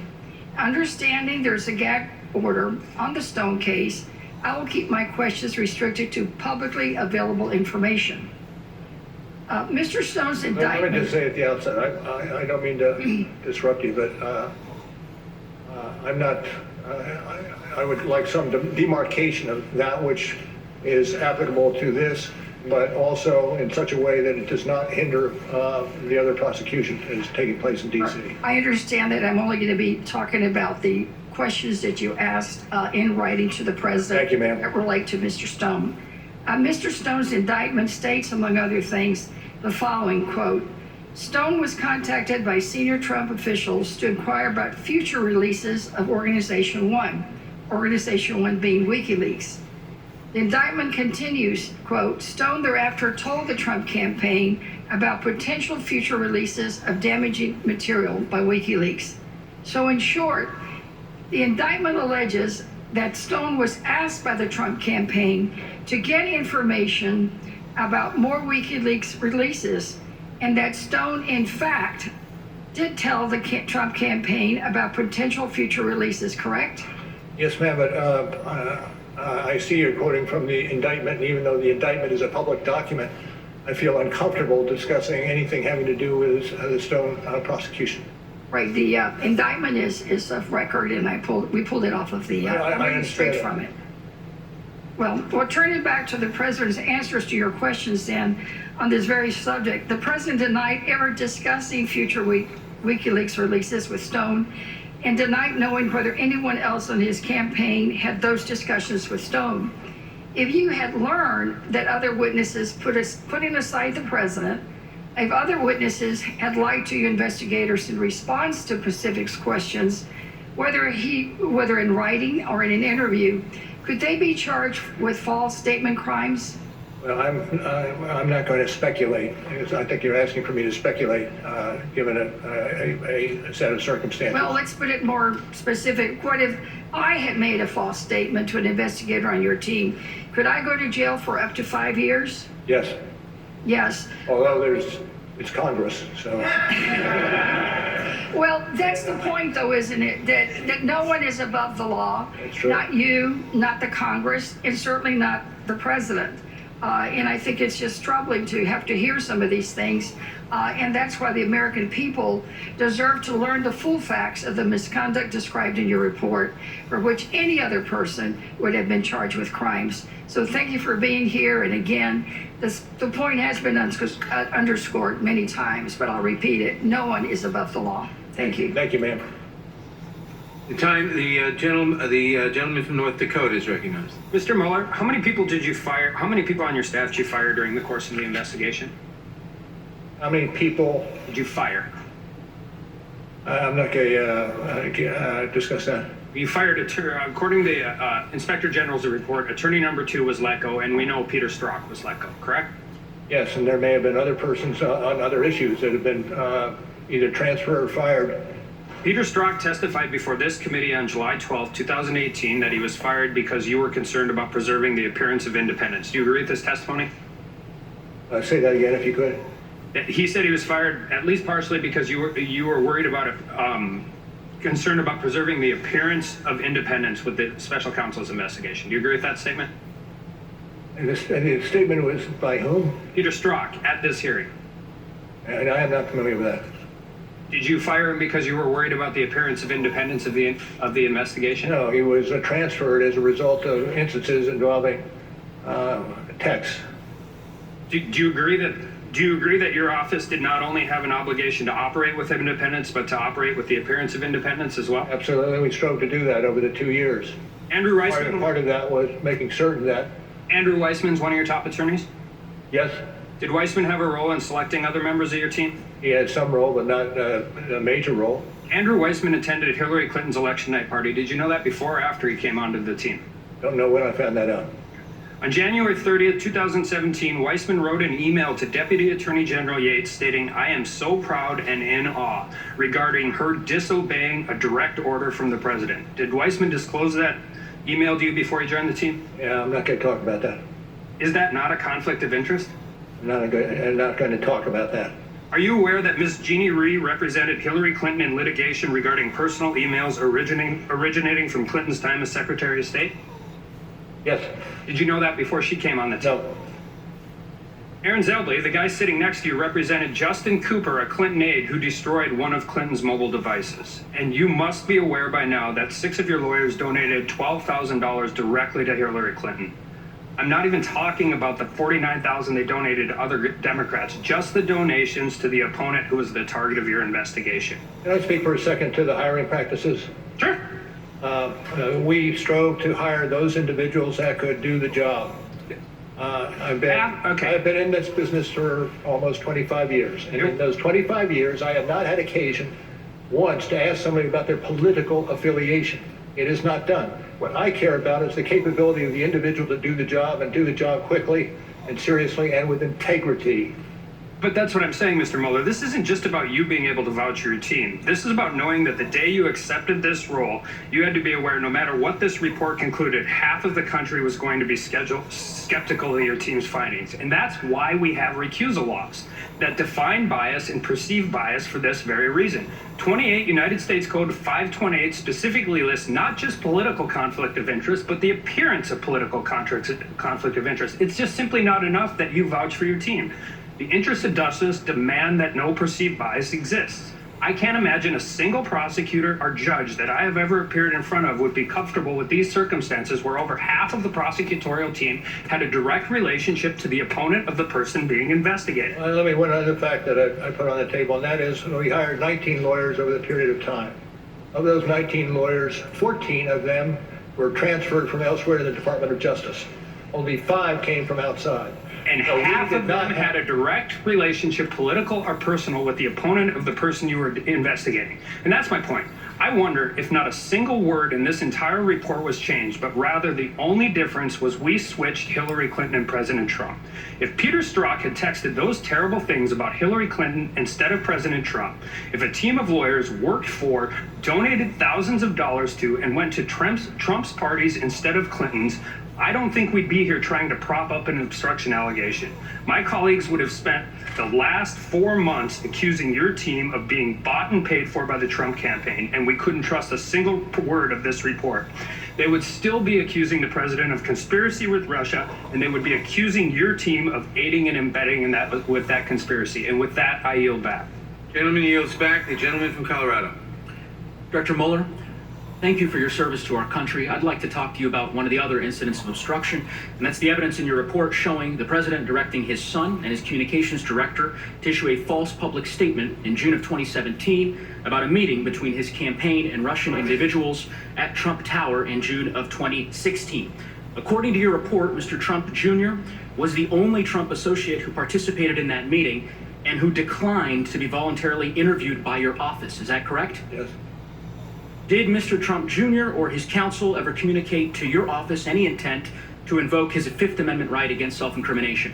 I'm not going to answer that. You did pose written questions to the president about his knowledge of the Trump Tower meeting. You also asked him about whether or not he had directed a false press statement. The president did not answer at all that question, correct? I don't have it in front of me. I take your word. I can represent to you that Appendix C, specifically C13, states as much. According to page 100 of Volume 2 of your report, your investigation found that Hope Hicks, the president's communications director, in June of 2017 was shown emails that set up the Trump Tower meeting, and she told your office that she was, quote, shocked by the emails because they looked, quote, really bad. True? Do you have the citation? Sure, it's page 100 of Volume 2. While you're flipping to that page, Director Mueller, I will also tell you that according to page 99 of Volume 2, those emails in question stated, according to your report, that the Crown Prosecutor of Russia had offered to provide the Trump campaign with some official documents and information that would incriminate Hillary and her dealings with Russia as part of Russia and its government's support for Mr. Trump. Trump Jr. responded, if it's what you say, I love it. And he, Kushner, and Manafort met with the Russian attorneys and several other Russian individuals at Trump Tower on June 9th, 2016, end quote, correct? Generally accurate. Isn't it true that Ms. Hicks told your office that she went multiple times to the president to, quote, urge him that they should be fully transparent about the June 9th meeting, end quote, but the president each time said no, correct? Accurate. And the reason was because of those emails, which the president, quote, believed would not leak, correct? Well, I'm not certain how it's characterized, but generally correct. Did the president direct Ms. Hicks to say, quote, only that Trump Jr. took a brief meeting and it was about Russian adoption, end quote, because Trump Jr.'s statement to the New York Times, quote, said too much, according to page 102 of Volume 2. Okay. Correct? Let me just check one thing. Yes. And according to Ms. Hicks, the president still directed her to say the meeting was only about Russian adoption, correct? Yes. Despite knowing that to be untrue. Thank you, Director Mueller. I yield back the balance of my own time. Mr. Mueller, you've been asked over here on the far right, sir. You've been asked a lot of questions here today. To be frank, you performed as most of us expected. You've stuck closely to your report, and you have declined to answer many of our questions on both sides.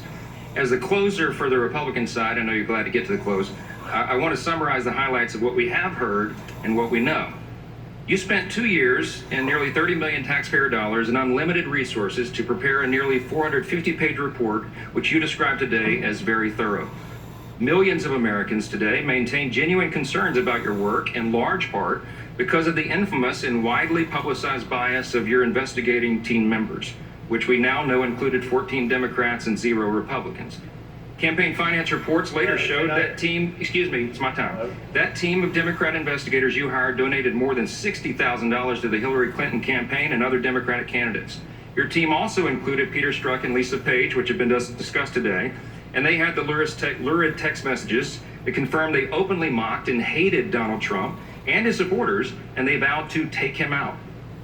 Mr. Ratcliffe asked you earlier this morning, quote, can you give me an example other than Donald Trump where the Justice Department determined that an investigated person was not exonerated because their innocence was not conclusively determined, unquote.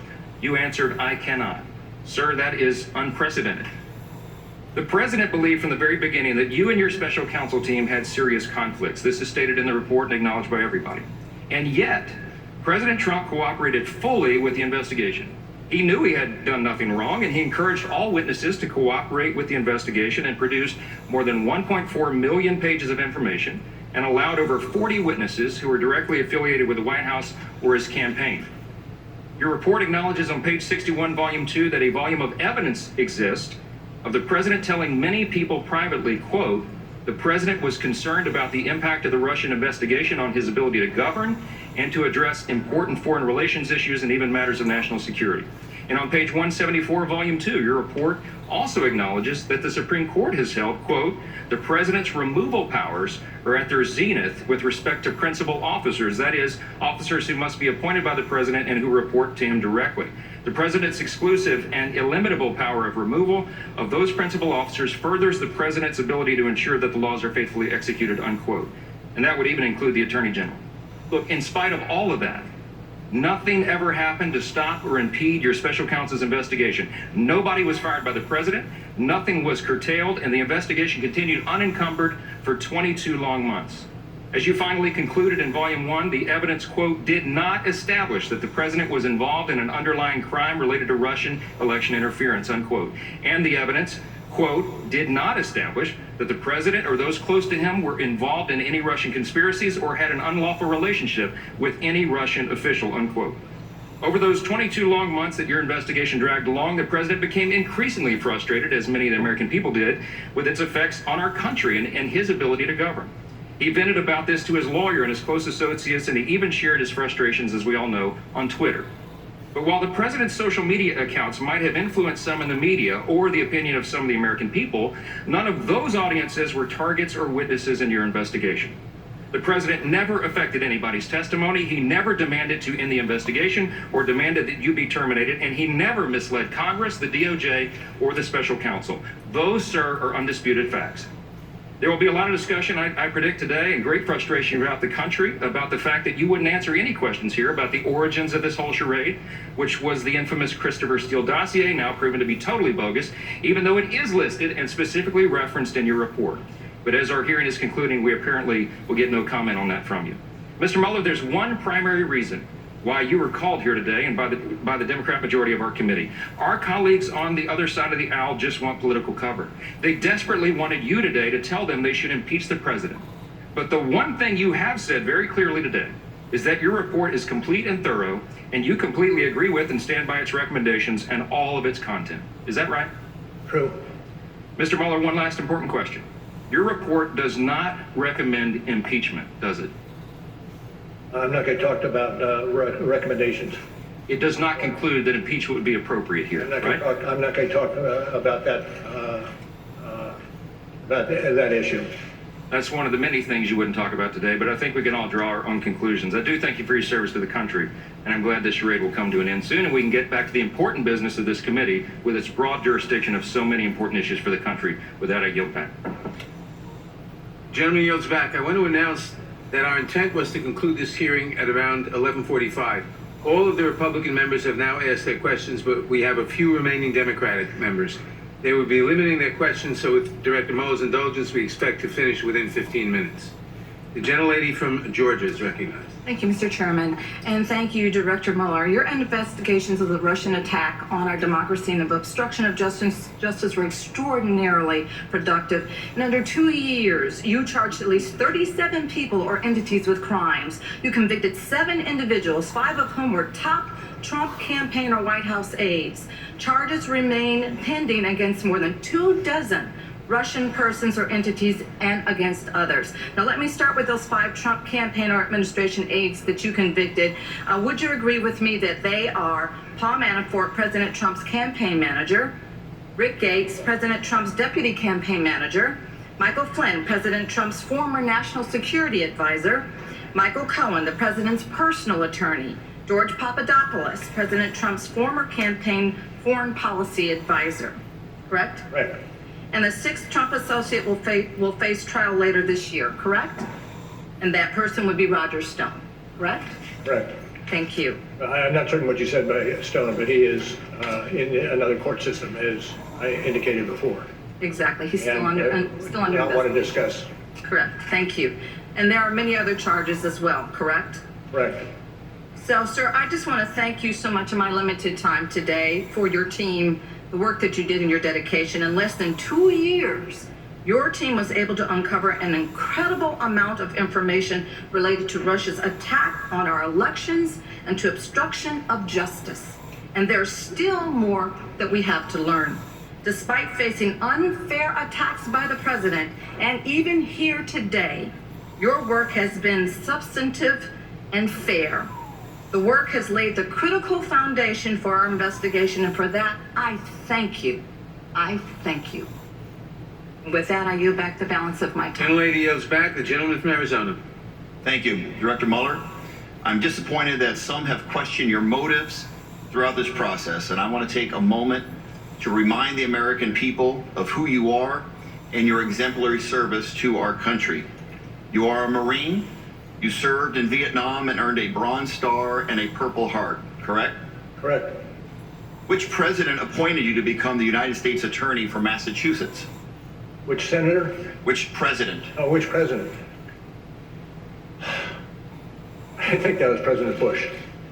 According to my notes, it was President Ronald Reagan had the honor to do so. Under whose My mistake. Under whose administration did you serve as the Assistant Attorney General in charge of the DOJ's Criminal Division? Or which president? Yep. That would be George Bush 1. That is correct, President George H.W. Bush. After that, you took a job at a prestigious law firm, and after only a couple years, you did something extraordinary. You left that lucrative position to re-enter public service, prosecuting homicides here in Washington, D.C. Is that correct? Correct. When you were named director of the FBI, which president first appointed you? Bush. And the Senate confirmed you with a vote of 98-0, correct? Surprising. And you were sworn in as director just 1 week before the September 11th attacks. True. You helped to protect this nation against another attack. You did such an outstanding job that when your 10-year term expired, the Senate unanimously voted to extend your term for another 2 years, correct? True. When you were asked in 2017 to take the job as special counsel, the president had just fired FBI Director James Comey. The Justice Department and the FBI were in turmoil. You must have known there would be an extraordinary challenge. Why did you accept? I'm not going to get into that's a little bit off track. It was a challenge, period. Some people have attacked the political motivations of your team, even suggested your investigation was a witch hunt. When you considered people to join your team, did you ever even once ask about their political affiliation? Never once. In your entire career as a law enforcement official, have you ever made a hiring decision based upon a person's political affiliation? No. I'm not surprised. If I might just interject, the capabilities that we have shown in the report that's been discussed here today was a result of a team of agents and lawyers who were absolutely exemplary, and were hired because of the value they could contribute to getting the job done and getting it done expeditiously. Sir, you're a patriot, and clear to me in reading your report and listening to your testimony today, you acted fairly and with restraint. There were circumstances where you could have filed charges against other people mentioned in the report, but you declined. Not every prosecutor does that, certainly no one on a witch hunt. The attacks made against you and your team intensified because your report is damning. And I believe you did uncover substantial evidence of high crimes and misdemeanors. Let me also say something else that you are right about. The only remedy for this situation is for Congress to take action. I yield back. Gentleman yields back. The gentlelady from Pennsylvania. Good morning, Director Mueller. Madeline Dean. Gotcha, sorry. Thank you. I wanted to ask you about public confusion connected with Attorney General Barr's release of your report. I will be quoting your March 27th letter. Sir, in that letter, and at several other times, did you convey to the Attorney General that the, quote, introductions and executive summaries of our 2-volume report accurately summarize this office's work and conclusions, end quote? And I'd have to say that the letter itself speaks for itself. And those were your words in that letter. Continuing with your letter, you wrote to the Attorney General that, quote, the summary letter that the department sent to Congress and released to the public late in the afternoon of March 24th did not fully capture the context, nature, and substance of this office's work and conclusions, end quote. Is that correct? Again, I rely on the letter itself for its terms. Thank you. What was it about the report's context, nature, substance that the Attorney General's letter did not capture? I think we captured that in the March 27th responsive letter. And this is from the 27th letter. What were some of the specifics that you thought? I've directed to the letter itself. Okay. You finished that letter by saying there is now public confusion about critical aspects as a result of our investigation. Could you tell us specifically some of the public confusion you identified? Not generally. Again, I go back to the letter, and the letter speaks for itself. And could Attorney General Barr have avoided public confusion if he had released your summaries and executive introduction and summaries? And I don't feel comfortable speculating on that. Shifting to May 30th, the Attorney General in an interview with CBS News said that you could have reached, quote, you could have reached a decision as to whether it was criminal activity, end quote, on the part of the president. Did the Attorney General or his staff ever tell you that he thought you should make a decision on whether the president engaged in criminal activity? I'm not going to speak to what the Attorney General was thinking or saying. If the Attorney General had directed you or ordered you to make a decision on whether the president engaged in criminal activity, would you have so done? I can't answer that question in the vacuum. Director Mueller, again, I thank you for being here. I agree with the March 27th letter. There was public confusion, and the president took full advantage of that confusion by falsely claiming your report found no obstruction. Let us be clear, your report did not exonerate the president. Instead, it provided substantial evidence of obstruction of justice, leaving Congress to do its duty. We shall not shrink from that duty. I yield back. The gentlelady yields back. Mr. Chairman, I have a point of inquiry over on your left. Gentleman will state his point of inquiry. Was the point of this hearing to get Mr. Mueller to recommend impeachment? That is not a fair point of inquiry. The gentlelady from Florida is recognized. Mr. Chairman, wait a minute. Director Mueller, Mr. Chairman. to your The point, the gentlelady from so Florida much is recognized. for coming here. You're a patriot. I want to refer you now to volume 2, page 158. You wrote that, quote, the president's efforts to influence the investigation were mostly unsuccessful, but that is largely because the persons who surrounded the president declined to carry out orders or accede to his requests. Is that right? That is accurate, and that is what we found. And you're basically referring to senior advisors who disobeyed the president's orders, like White House counsel Don McGahn, former Trump campaign manager Corey Lewandowski. Is that right? Well, we have not specified the persons mentioned. Well, in page 158, White House counsel Don McGahn, quote, did not tell the acting attorney general that the special counsel must be removed, but was instead prepared to resign over the president's orders. You also explained that an attempt to obstruct justice does not have to succeed to be a crime, right? True. Simply attempting to obstruct justice can be a crime, correct? Yes. So even though the president's aides refused to carry out his orders to interfere with your investigation, that is not a defense to obstruction of justice by this president, is it? I'm not going to speculate. So to reiterate, simply trying to obstruct justice can be a crime, correct? Yes. And you say that the president's efforts to influence the investigation were, quote, mostly unsuccessful. And that's because not all of his efforts were unsuccessful, right? You're reading into what we've written in the report. I was going to ask you if you could just tell me which ones you had in mind as successful when you wrote that sentence. I'm going to pass on that. Yeah.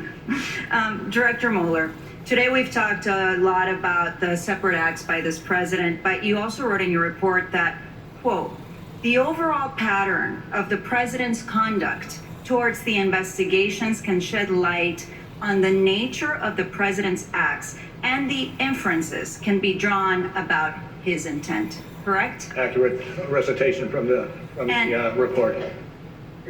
Right, and on page 158 again, I think it's important for everyone to note that the president's conduct had a significant change when he realized that the investigations were conducted to investigate his obstruction acts. So in other words, when the American people are deciding whether the president committed obstruction of justice, they need to look at all of the president's conduct and overall pattern of behavior. Is that correct? I don't disagree. Thank you. Dr. Mueller, Director Mueller, doctor also, I'll designate that too. I have certainly made up my mind about whether what we have reviewed today meets the elements of obstruction, including whether there was corrupt intent. And what is clear is that anyone else, including some members of Congress, would have been charged with crimes for these acts. We would not have allowed this behavior from any of the previous 44 presidents. We should not allow it now or for the future to protect our democracy. And yes, we will continue to investigate because, as you clearly state at the end of your report, no one is above the law. I yield back my time. The gentlelady yields back. The gentlelady from Texas. Director Mueller, you wrote in your report that you, quote, determined not to make a traditional prosecutorial judgment, end quote. Was that in part because of an opinion by the Department of Justice, Office of Legal Counsel, that a sitting president can't be charged with a crime? Yes. Director Mueller, at your May 29th, 2019 press conference, you explained that, quote, the opinion says that the Constitution requires a process other than the criminal justice system to formally accuse a sitting president of wrongdoing, end quote. That process other than the criminal justice system for accusing a president of wrongdoing, is that impeachment? I'm not going to comment on that.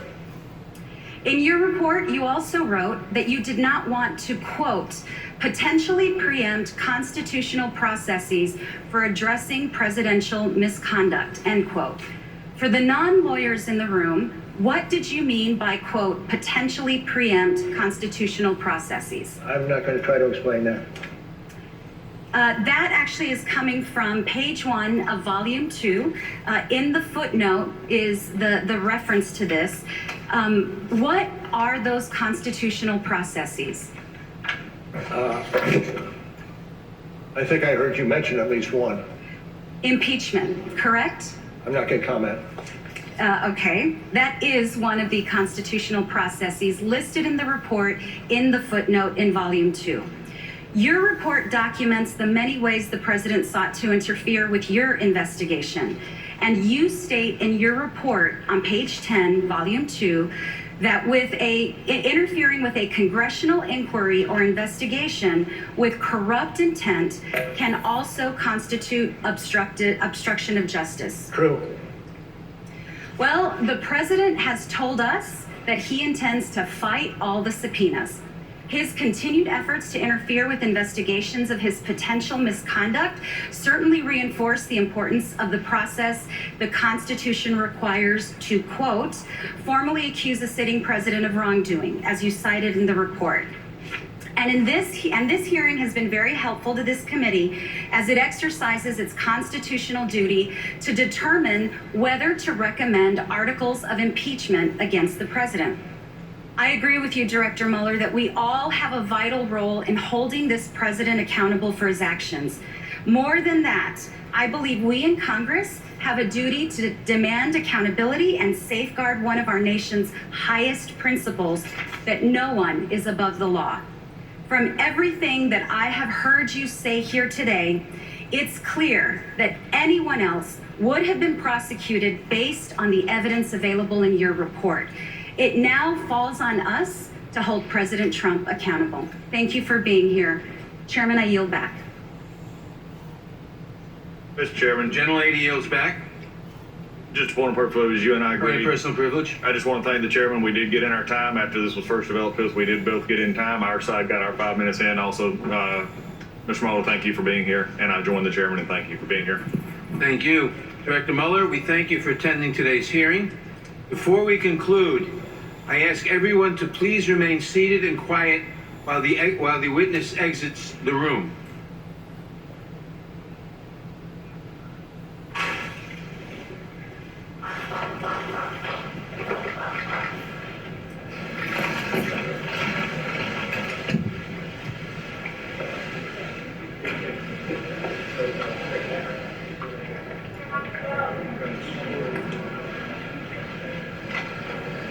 A faint smattering of applause for the former FBI director. Marathon 1 is over. Marathon 2 is in a bit, as Jen Adler is now just announcing some committee business. First to Nicole Wallace, who watched every moment here with us. Look, I think there were a couple of really important moments, not just for the Democrats, but for the country. Robert Mueller confirmed here in a line of questioning from Ted Lieu that the president's conduct did meet the legal and technical definition of obstruction. If you're anyone other than Donald Trump, that means you're charged with the crime of obstructing justice. Now, he wouldn't play along when Congressman Eric Swalwell tried to get him to say whether or not he would have signed along with 800 plus former federal prosecutors, former Democratic and Republican prosecutors, who said that if he was anyone other than the president, he would have been charged with the crime. But he walked right up to that line. I think there'll be a couple of storylines sort of in this break that emerge. One is it's undeniable that this performance from Robert Mueller had peaks and valleys. And he certainly came back after that first break, and we talked about it a little bit after that first hour of testimony, much feistier. He had some of his best and most feisty exchanges with Republicans. It was in an exchange with Congressman Buck that he came the closest to saying that if he were anyone else, he would have been indicted. And then in the future, Mueller actually did say that in the future or after his term, a president could be indicted. And I think Chuck and I have some debate about whether he said this president or a president. Both would have serious impact, though. There was reporting right after the Mueller report came out that some journalists that looked at the way that report was written concluded that Mueller was preserving this fact pattern and the evidence he'd uncovered in his 22-month investigation for future prosecutions. And now, famously, Nancy Pelosi has said as one of her arguments against proceeding with impeachment is that she'd like to see the president serve time for alleged criminal conduct. So I think there's a lot in there, but I think like everything associated with this investigation, it can be parsed and sliced by each partisan side. Chuck Rosenberg, I know you've written down some findings, your observations from this morning thus far. Yeah, I had to write them down, Brian, because I'm not smart enough to remember them. But there was a bunch of things that we read and knew that we have now seen and heard. And they're important and they're worth emphasizing. For instance, Director Mueller said that they very much wanted to sit down with the president, but the president refused to do so. Taking that a step further, although they got written responses from the president on the Russia interference portion of the investigation, the president again refused to provide any written responses on the obstruction of justice portion. Director Mueller had said that that would have been vital to have, but they never got it. And to Nicole's point, while it seemed to come out, I think, pretty clearly in this testimony today that the elements of obstruction were met, that the president was not exonerated. We have read that, but again, now we saw it and we heard it, and that the president could be charged, or a president could be charged upon leaving office. The other point I want to make, it was very clear to me that Director Mueller wasn't trying to get anyone, right? He wouldn't throw anyone under the bus. He talked about what they found, he referred people to his report, but he wasn't disparaging people. He was talking about facts found, and that's what a real public servant looks like. Senator, your findings after watching along with us. Well, he said at the beginning, I'm a prosecutor, he defined his role at the hearing as a prosecutor. Well, today he was a witness, and he frankly wasn't a really good witness because he declined to answer, by my count, over 100 times. And so it allowed the Republicans to outrage, once they realized he was not going to rebut what they said, they got more and more outrageous with what they said about the origins of the investigation, about the makeup of his team, because they knew he was just going to take the punches. I think the Democrats have to be disappointed that he didn't more vigorously defend his process and the team. He did at one point, the only point he really got animated and gave a narrative answer was defending his team. And that you don't ask people you hire as prosecutors, that Chuck and I well know, that you don't ask them their politics. It would be a wildly inappropriate comment to make in the context of hiring law enforcement. So I think that was probably very disappointing to the Democrats, because I think they believed he would at least rear up and go, wait a minute, this was by the book, this is factual stuff. Do with it what you may, but these are the facts.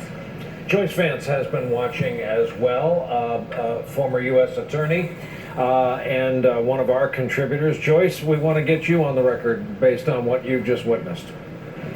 Well, I so much agree with Chuck's comments about Mueller and the professionalism that we saw from him today. He at one point made the comment that they had bent over backwards to put exculpatory facts into the report. And what that means is that they didn't just compile evidence that would have pointed towards the existence of crimes. They also were careful to include any facts that they had that would have tended to prove that the president didn't commit crimes. This is the sort of context, I think, that we could read the report in and view this hearing. I was very much struck by what we didn't hear today. We didn't hear anyone quibbling with the facts that the Mueller report sets forth on those 10 possible instances of obstruction of justice. There was no insightful questioning that was an effort to say, well, all of these facts that you have here, they're not enough to prove obstruction, are they? And that's, I think, in large part because the facts are sufficient to establish obstruction. Joining our conversation now, Democratic Congressman Eric Swalwell of California. He questioned Special Counsel Mueller this morning. He will get to question him again this afternoon as a member of the Intelligence Committee. Your takeaways from the questioning this morning, what did Robert Mueller say that you really needed him to say? Well, you saw a credible patriot lay out the work that he had done. We showed 10 different instances of obstruction of justice, but we also showed that this president has a shield that no one else in America has, which is that he was prohibited from being charged because he is president. Almost anyone else would have been charged. What did you feel like the best and most effective takeaway was for you? You and your colleagues have been making this case and trying to communicate to the American public just how devastating the details of the 488-page Mueller report was for the months that it's been out. I think it's been 4 months already. What did Robert Mueller say today to make that task easier for you? Yeah. You know, there are a couple times where, as he was testifying, you know, you kind of step back a little bit and appreciate what it means. You know, we're talking about the president tampering with witnesses, the president asking people to lie, the president trying to make an investigation go away. And as the special counsel is acknowledging this, you're kind of like, wow, this is the president of the United States. And as was just pointed out by Joyce, it's not being disputed by the other side. They're disputing the process, but no one's disputing that the president went to great lengths to make this investigation go away. And now this afternoon, you're going to hear what launched this investigation, which was his campaign drew itself very close to the Russians. So what did you take away from this morning's session that you will apply and share with your colleagues on the Intelligence Committee to get the most satisfying chunks of information from former Special Counsel Mueller? Well, seeing that he's really going to stay within the four corners of the report, I thought the best exchanges were when my colleagues, would ask him if the president did X, Y, or Z, and he said, well, it's in the report. And we were ready to read to him, well, you said in the report on volume 1, page, such and such, this happened, and then he acknowledges it. And people at home were texting me and direct messaging me that they thought that was really helpful when we spoke slowly, when the questions were short, and you allowed him to answer yes or no, considering the confines and limitations he's put on it. And certainly, he made clear in his testimony today that but for that OLC opinion, this might have ended differently. Congressman Swalwell, thank you for spending some time with us. Come back at the end of the next session. Thanks, Nicole. I will. As we review just what it is